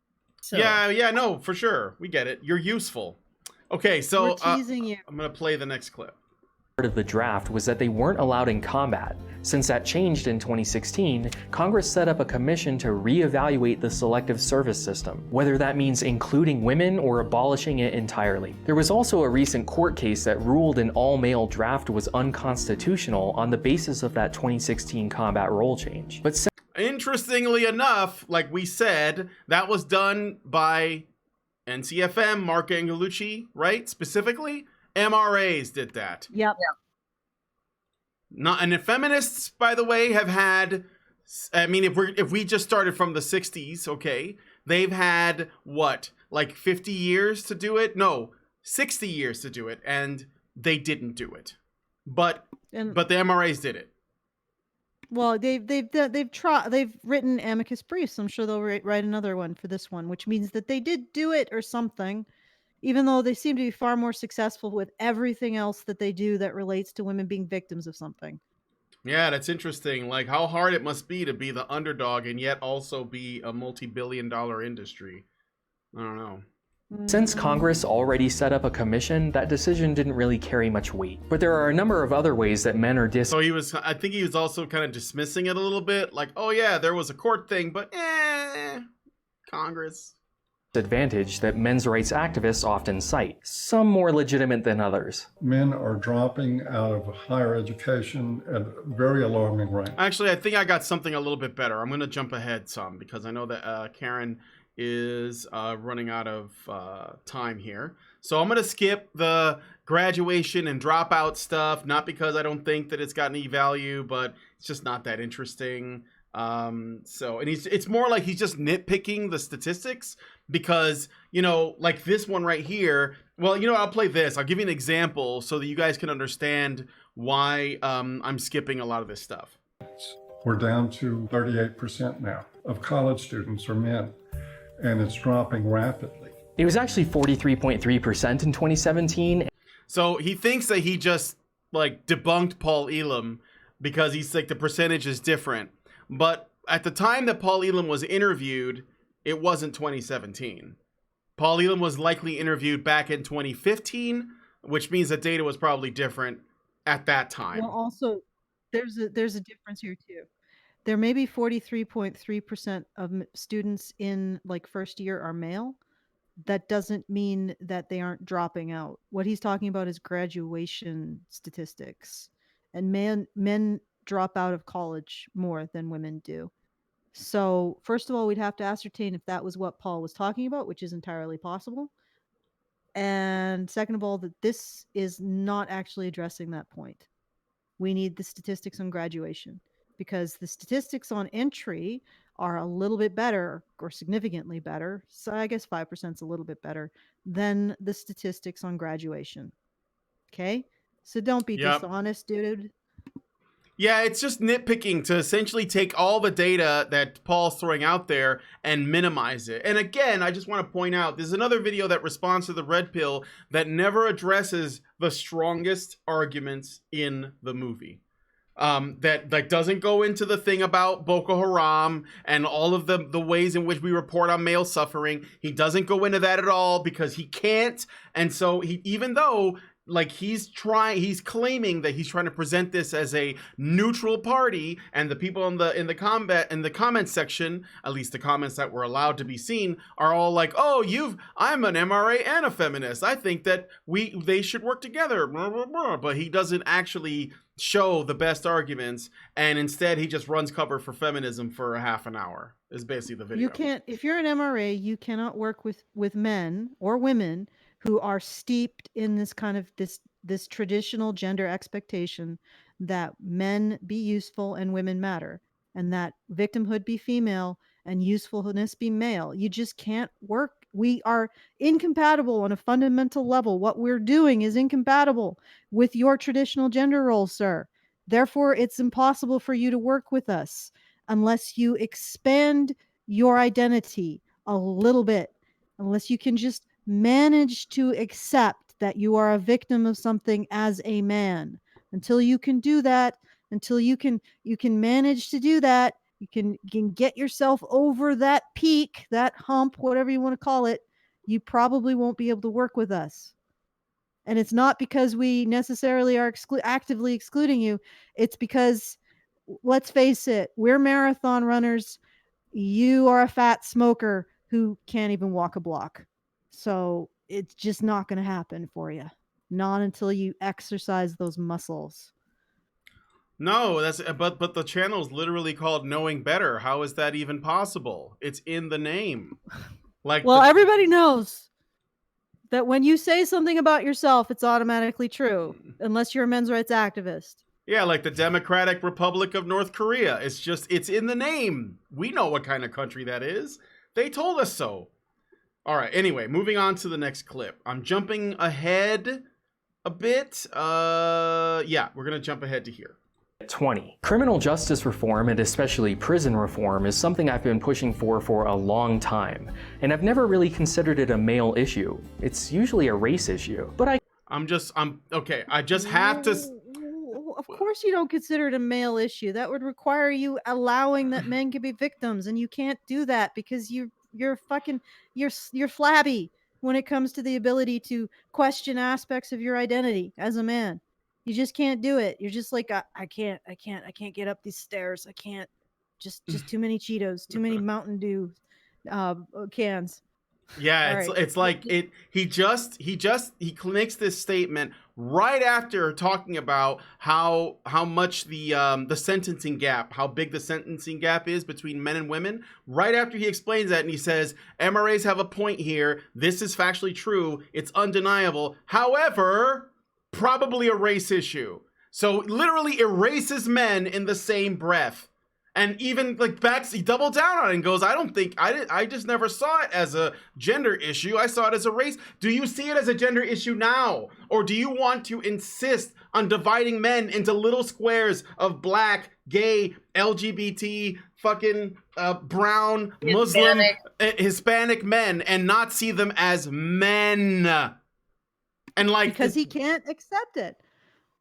Go ahead. Sorry. Well, I just find it interesting that the difference, like there's the gender gap in the criminal justice system is 6 times wider than the race gap. So he's like, I always looked at this thing and never thought of it as a gender issue. I always thought of it as a race issue. And it's like, how can it be a fucking race issue when it affects every race?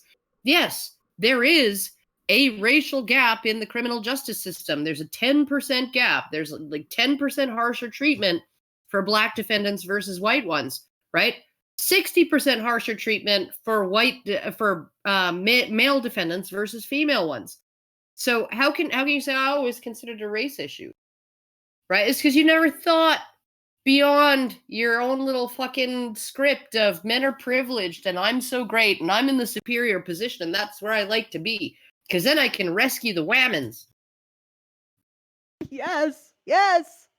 Oh my God, and he's lecturing us. That's what's so astounding. It's like, how are you managing to... And I don't know, he'll probably never listen to this or even think about it. But dude, seriously, the reason why you can't work with us is because you're well behind us in terms of your enlightenment. It's like, the Neanderthal, I don't know, like you just don't get us, Cro-Magnon. You just don't. You're still wrapping rags around your feet instead of actually sewing shoes. Yeah, exactly. You still think fire comes from, I don't know, God, accidents of nature instead of flint and tinder. It's not going to work for you until you work on it. And I'm not even saying that this is a permanent condition for him. I think maybe he could develop the muscle if he stopped denying how to do it if he stopped thinking that you just develop muscle by eating Cheetos, you know, He's and literally insisting. he's literally doing the equivalent of like a Neanderthal watching a Cro-Magnon, rub the sticks together to make fire. And as soon as a little bit of smoke appears, he like bashes the person on the head because it scares him. Yeah, I know. And it's like, and I know that if you ever watch this, I don't even think he'd understand what I'm saying. I'm telling you, guy, every single moment that you get close to just accepting that men can be victims of something, it's like you just run in terror. You just throw it out and run in terror. And it's like, it's just relax. It's not the end of the world. It's really isn't, dude. You're not gonna your penis isn't gonna drop off if you finally say, you know what? Men are actually sort of victims of selective service. Your It probably testicles aren't gonna shrivel and turn into ovaries if you're like, yeah, They probably are. they probably are. Yeah, they probably are. It's just it's not gonna happen. You will walk out the other side of this still being a man. I promise you. I pinky swear. Just allow that men can be victims of something because they're men. Anyway, keep going, Brian. Not possible. Yeah, I'm playing the next clip now. Hold on. I can see why they Last include it clip. on the list. Other indisputable facts that MRAs often cite when discussing the difference between men and women have to do with healthcare outcomes. On average, women live 7 years longer than men. We spend more on female healthcare, mostly because they just happen to go to the doctor more often. Women have more regular healthcare needs. Breast cancer and prostate cancer kill people at similar rates, but breast cancer gets a lot more funding, which mostly just comes down to marketing. So it's just a marketing thing, guys. That's why prostate cancer. If only they spent more money on like blue shirts and blue ribbons and parades and commercials and products and football players wearing special armbands and music videos. It's almost like victimized women sell like hotcakes. I don't get what his statement with marketing is. Like, He's saying No, that Okay, they don't need to market.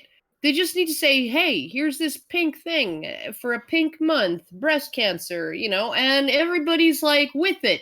It's like the easiest fucking sell in the world. No, I'm using that rhetorically. I actually know what he's saying.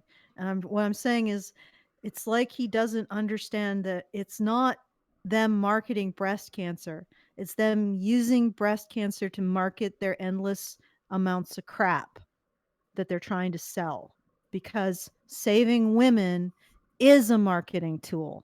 I don't think you got the cart before the horse, or you actually have the cart on the horse or the horse on the cart.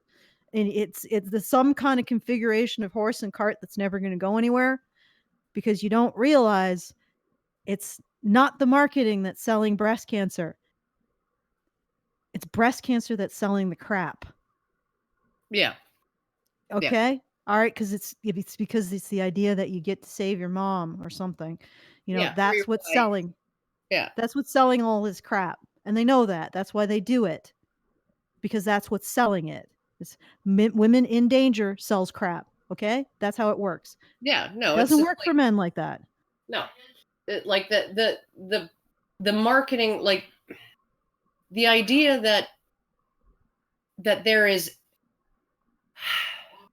I will go back again to Walk a Mile in Her Shoes, right? And I will recount the number of, so every radio station in town sent one of their DJs to participate, right? It was sponsored by the YWCA. It was sponsored by a whole bunch of local companies, Chamber of Commerce, blah, blah, blah, blah, blah, right? Okay, they had a ton of corporate sponsorship. Like, they literally didn't even have to hold an event. All they had to do was collect money from all of these corporate sponsors, right? And they probably would have done just fine. Okay, but the corporate sponsors, right? They use Walk a Mile as a virtue signal, as a sales pitch for their make them look good, make them look responsible, make them look good in the eyes of the community, right? And it's all this big back patting session, right? Of, oh, yeah, well, women, victims of domestic violence, I care about them. Oh, I care about them more. No, I care about them more. I care more, right? And, well, I care the most. And they're using it to sell, right? The radio stations are using their participation in the event to sell the radio station. That's what they're doing. Yep. So it's the saving women is a marketing tool. Saving men is not a marketing tool. So you got everything reversed here, guy. I noticed that once again you are resisting the idea that men are victims of anything. You're like, oh yes, men are victims of this, but there, flip, flip, black flip, double somersault into the chasm of, but women have it worse, or women do this or that, the other thing, and that's why men aren't really victims of this thing. The end. Yep. But, if only we were just better at marketing, then we would totally make as much money with prostate cancer or something like that. Marketing men's issues is fucking hard. It is. Well, yeah, here's this guy right now telling us that we shouldn't be doing this, that we should be leaving it to the experts, i.e. feminists. That's his. I was like wondering what's the ultimate conclusion. And even someone in the chat said, well, he's just saying that MRAs and feminists should work together. And we're explaining to you that that is incompatible. It is impossible because the framework, I don't care how nice a feminist the framework is such that at its core, these things as ideas are incompatible. You'd have to find someone that's actually willing to say, you know what? I'm just a women's rights advocate. I'm a women's issues advocate and a men's issues advocate. I think now I can look at these two sets of issues, see how they actually are intertwined with each other, and try to come up with or discuss the problems, the causes, and the solutions while looking at both sides of every single equation and not trying to figure out how women have it worse and how men are the ones at fault for causing the situation. That's the only way that feminists and MRAs could work together.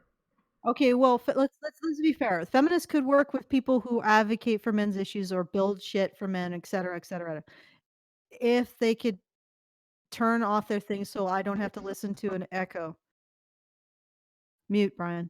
Yeah, thank you. All right, it's possible for that, I think. I mean, I don't want to be 100% this can't happen. However, the problem is that we aren't going to make a fix to these issues in an overall sense, in a societal sense, if we continue to indulge this idea, this particular identity set for men and women. It's just an identity set.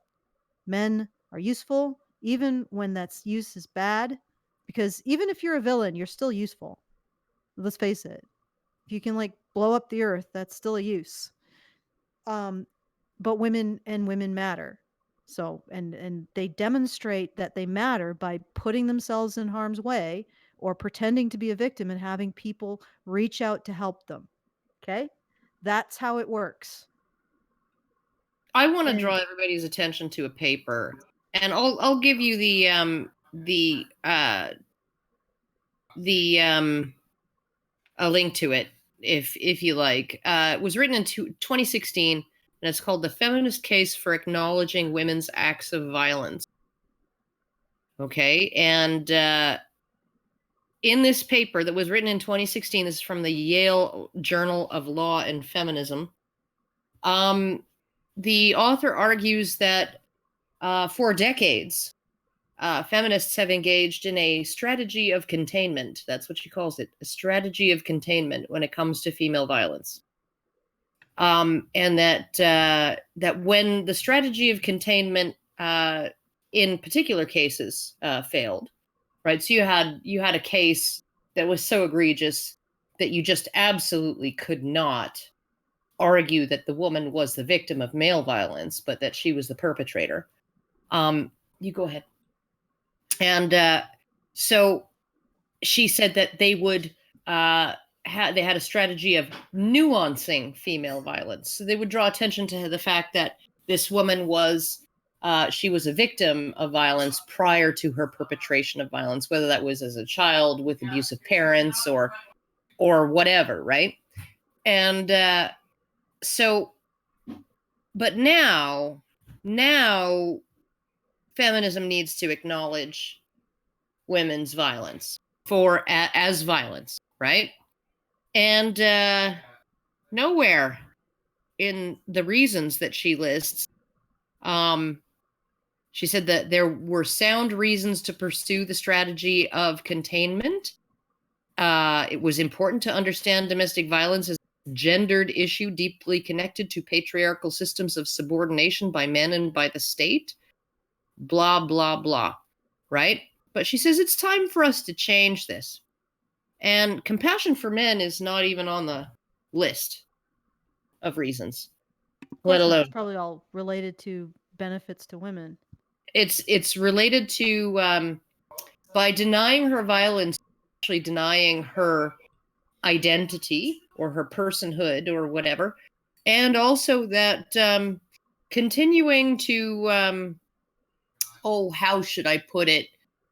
Continuing to deny that there are women who are violent perpetrators, continuing to do that would jeopardize funding streams and possibly cause a loss of reputational status for feminism. In other words, the cat's out of the bag. We can't hide it now. So we're going to have to admit it, or we're going to look like a bunch of losers. Well, certainly that's what's important here is the reputational risk to feminism. Yes. Oh, disgusting. It is. This is disgusting. This is why I really have a problem with a lot of feminists because of this kind of thing. I don't care about feminism's reputation more than I care about making sure that men feel like they matter so they don't kill themselves. And women don't. We challenge this idea that women are useless so they don't kill themselves. Like, seriously, we are losing the equivalent of World War II in men every 10 years and World War II in women every 40 years to these narratives. We need to change them. We need to change them. We need to make men feel like they matter more. So the moment that they get hit with something, they don't just take their lives. And we need women to have an external standard to live up to so that they can feel like they progress towards something and can overcome their own mental health issues. This is something we need. And unless feminism is going to embrace the idea that men matter just because they're human beings and just because they deserve human dignity, and women need to have an external standard, aka men, to live up to. Unless feminism is going to embrace those ideas, it cannot change this. And this needs to change. This is killing people. People are dying from these narratives, and they need to change. They need to be challenged, and they need to be changed. Otherwise, our society is going to go the way of all of the people that are currently dying by suicide because of these narratives. Okay? This needs to happen.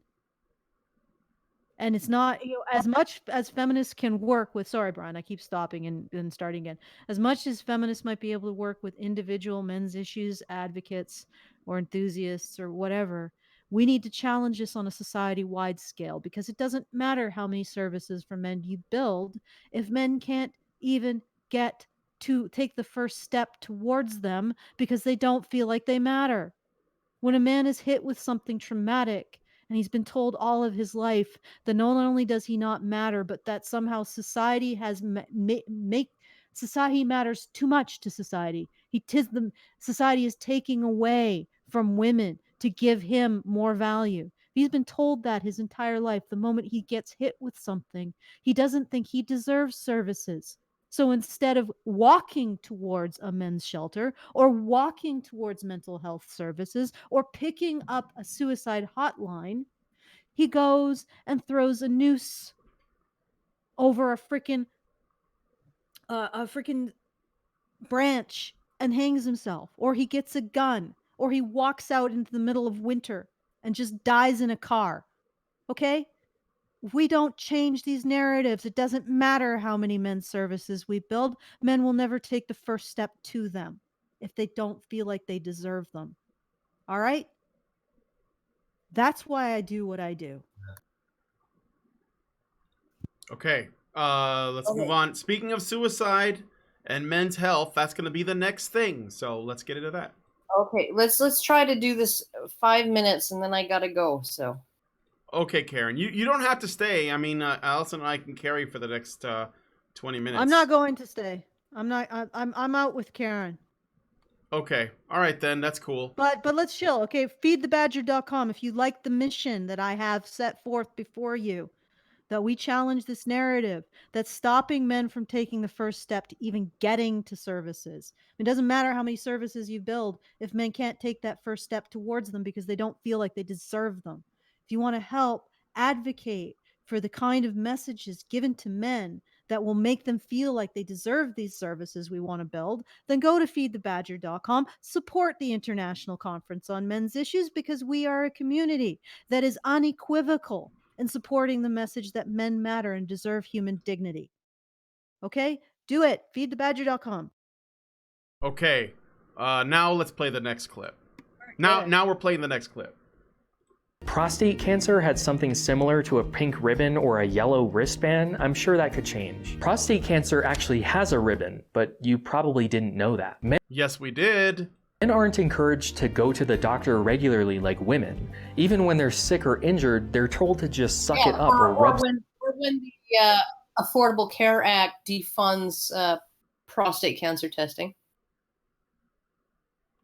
Yeah, and also when he says men aren't encouraged to go to the doctor, I like how he just puts that out there, like that disencouragement.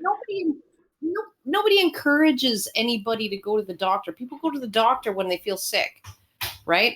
And when they feel that they can afford it, or when they feel the only way you'd encourage them is by making them feel that they deserve a standard of care. That's it. Yeah. And you can't make men feel like they deserve a standard of care by pushing out this narrative that they are to blame for all social ills, period. Or that they have privilege, or that society cares about them too much and it's taking care away from women. All of these narratives are going to tell men that they do not deserve to be cared about. That means that they are not going to take that first step to services that will care for their needs, period. You are complicit in the problem, my friend. Okay. Let's move on. Some dirt on it, which leads to worsening physical and mental health problems. 4 of 5 suicides are men. That was true when he said it, but it's actually closer to 3 out of 4 now, because female suicide has been increasing. Strangely enough, women attempt suicide more often than men. For every 3 men that commit suicide, 5 women attempt. And this is his counter. We've heard this before. This is why I said it feels like 2014 all over again. Women try it more, therefore it's worse for them. It just so happens that men do it in a way that's more lethal. Once again, he almost gets to the point of accepting that men might be victims of something and women aren't, but he can't do it. He can't. And he can't actually take the bold, brave step of questioning whether those 5 attempts by women are actual attempts at ending their lives. Yeah, or they could just be cutting, because I knew girls that just cut themselves, but they weren't trying to kill themselves, or it could be for attention. Yeah, just I'm going to swallow a bottle of pills, and then I'm going to call my mom. Okay. Here's the other thing, and that's really chilling. And I mean, there's a lot of different factors that happen, but the uptick in female suicide happened in 2007. Guess what was published in 2007? What? The American Psychological Association's guidelines for treating women and girls. Oh my. Yes. Feminism has now gotten so toxic, it's probably killing women and girls. This narrative that women are so victimized by society. It's also probably social media had an uptick then too. But this narrative that women are so violated by society and have absolutely no standard to hold, external standard. And again, I've repeated this multiple times, having an external standard to live up to is a huge component for mental well-being. And feminism is absolutely and utterly destroying that external standard for women and girls, just annihilating it, savaging it, slicing it away. And the result is not surprising. I mean, it's correlation rather than causation. We don't know for sure, but the result of removing that aspect of mental health and mental well-being for women and girls is an increase, and guess what? Mental unhealth and well-being. So the more feminists promote this idea that women are victims of society and they have no external standard to live up to because they're victims of everything, society and men, everything that could be considered an external standard for women, they don't have to live up to because they're victims of it, unfair victims of it. The more feminists push this, the more they promote bad mental health outcomes for women. Of course, that means bank for corporations because insecure women buy lots of crap like pink ribbons. But that's the Pussy case. hats and yeah. Yeah. So I mean, this is a match made in hell. Feminism and corporations. That's why they're our big business or current generation of big business. And that's what's going on. And the fact is that more and more and more women and girls are going to be sacrificed to this narrative that this guy is pushing. But it doesn't. I'm pretty sure even if he ever heard me say that, that's not going to make him pause in what he's doing. The fact that it's killing women and girls, it's not going to make. And suicide is the biggest killer of women and girls under the age of 35. I mean, most people don't know that. They think it's men only, but it's women too.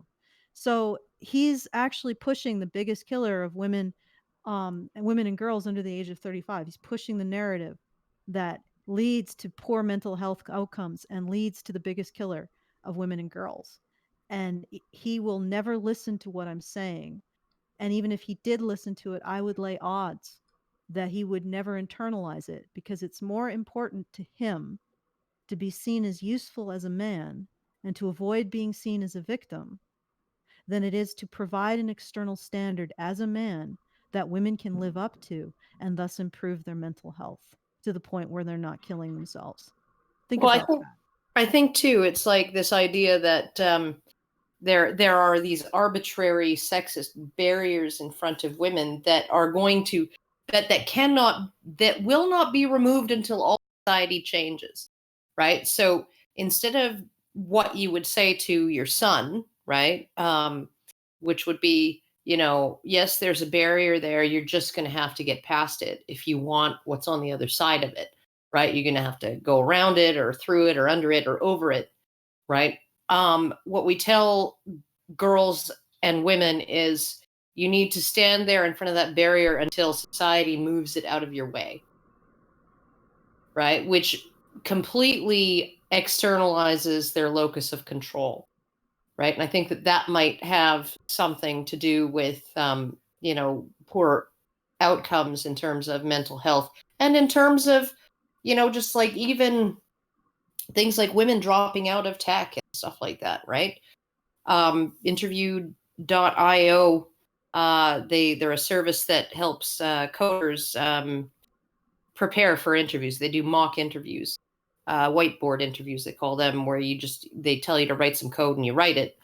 And you're talking with them, and they put voice modulators on all of their participants to disguise their voices, female voice to female, female voice to male, male voice to female. All of the voices were changed, right? So that you knew that you couldn't know whether they were, gender switched.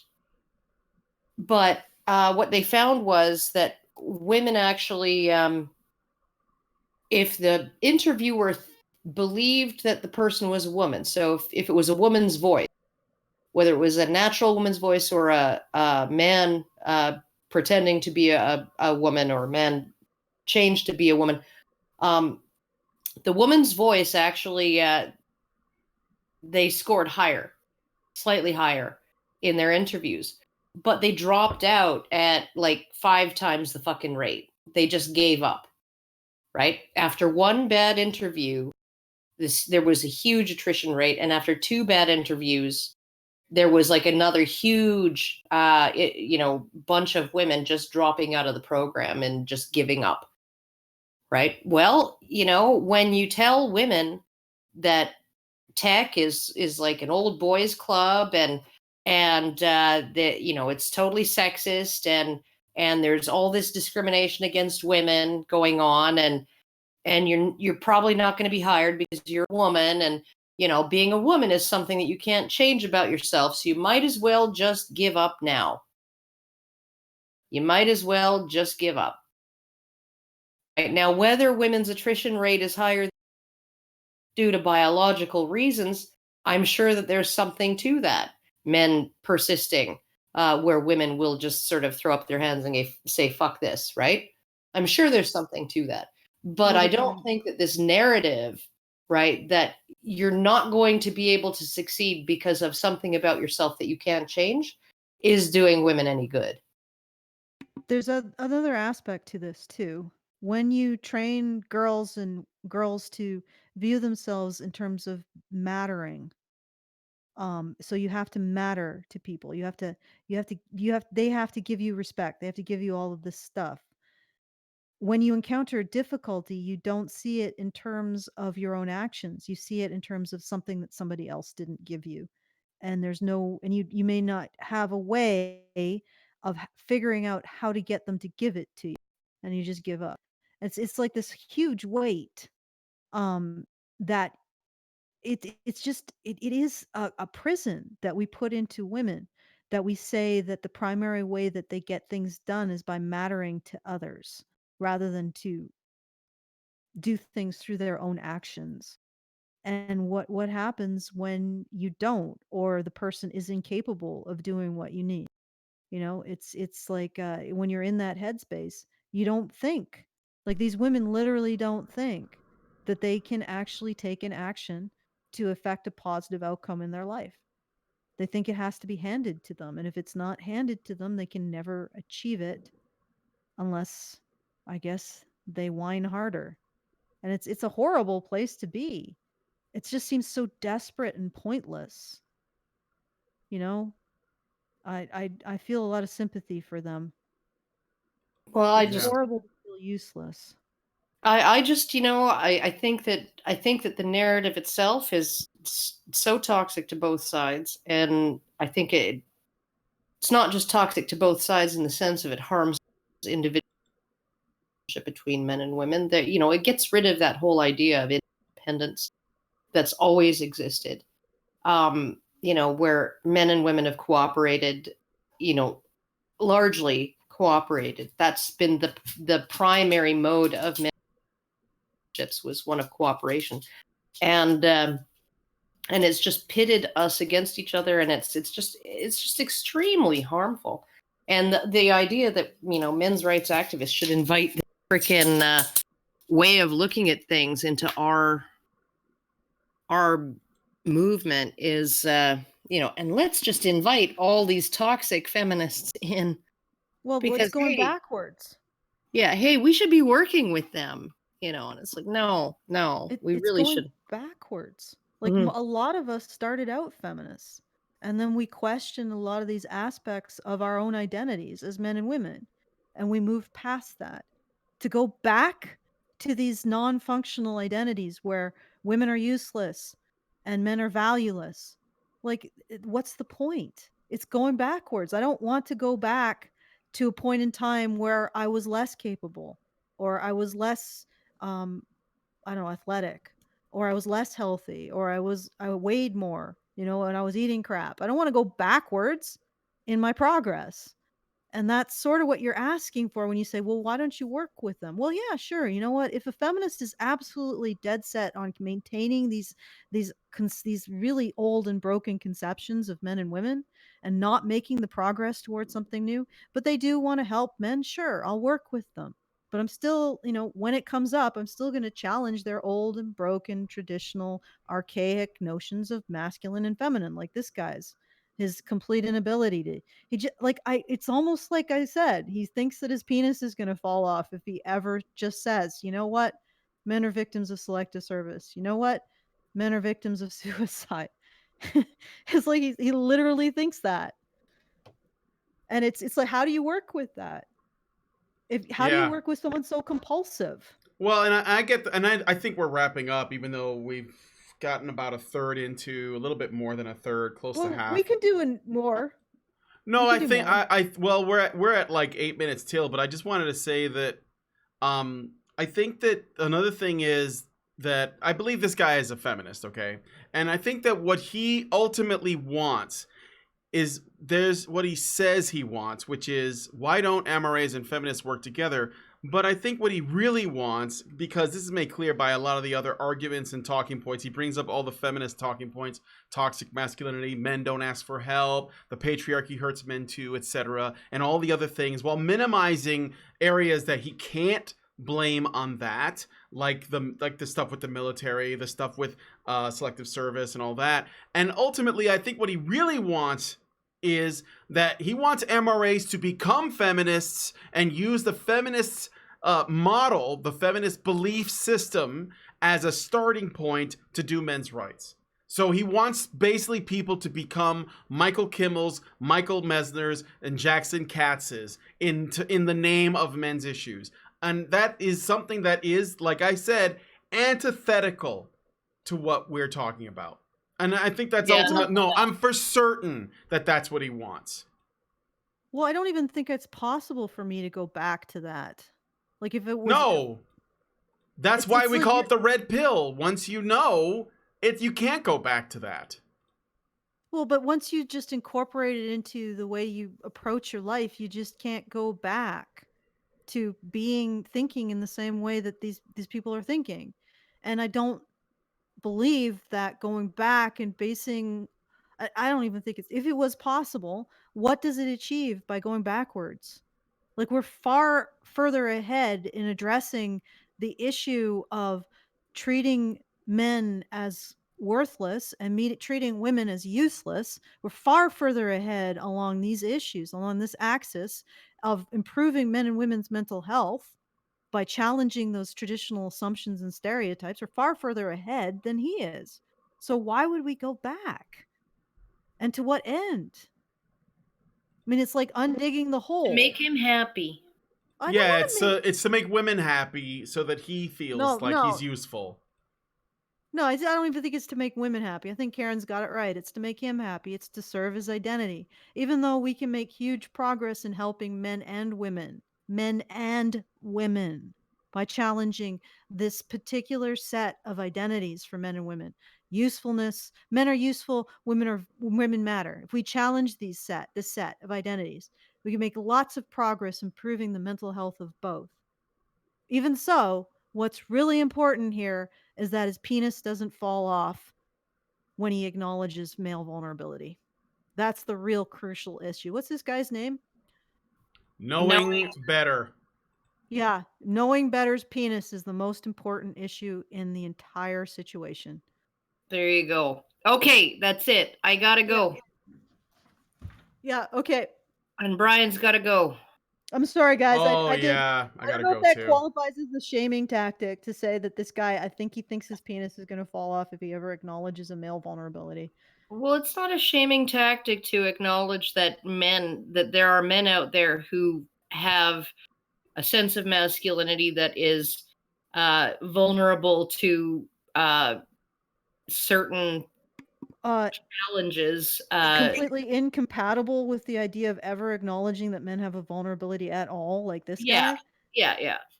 So, I mean, that's not a shaming tactic. I mean, you put it in terms that were a little bit crude, but I don't object to them. Okay. So. All right. Well, so, if you Brian. You can say it in the comments. Okay, Brian. Take us out, Brian. Take us out. All right. So let's do one more refresh of the Feed the Badger. I know it's a little slow, but we'll take a look and see where we are. We're about halfway to our goal. 7. I mean, it might be more because it is buggy. Maybe Alison can take a look. But thanks, guys, for donating. You know, you guys are absolute heroes. We're not there yet. Hopefully we can get there before this runs out. It's extremely important. This is the first time the Badgers have done the ICMI, and I already know, I am 100% confident this is going to be the biggest one by far. And it's going to be explosive. It's getting a lot of attention. There's going to be a lot of media buzz. I'm sure the memes will come out of it. It's worth it on so many levels. But with that said, please go to feedthebadger.com and give us a donation. Do it there. I will read out the super chats, but I'm not going to answer any questions. I'm just going to do you guys the service of that since you sent them, and then I'll take us out. So Solomon Grundy gave us $2 and didn't write anything. Thank you, Solomon Grundy. Black Knight Fool gave us $5 Canadian and says the more likely one is to identify as a feminist, the more likely they biased against masculine men. However, they don't account for sexual orientation.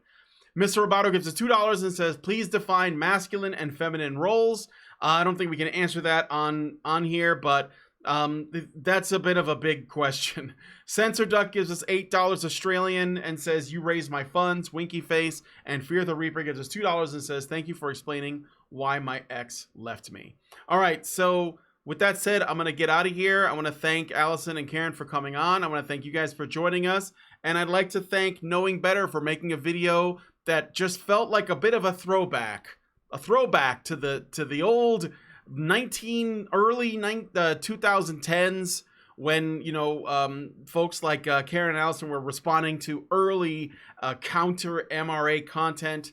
It's almost like out of a time machine, you know. So yeah, thanks guys for coming on. Please give this video a like, subscribe if you're not already subscribed, hit the bell for notifications so you know when the shows go live, and leave us a comment. Let us know what you think. I might follow up and do a part 2 to this at some point. Maybe we'll do another fundraiser, or I'll just do it on the channel. I don't know. So be on the lookout for that. Thanks guys for coming on, and we'll talk to you guys in the next one.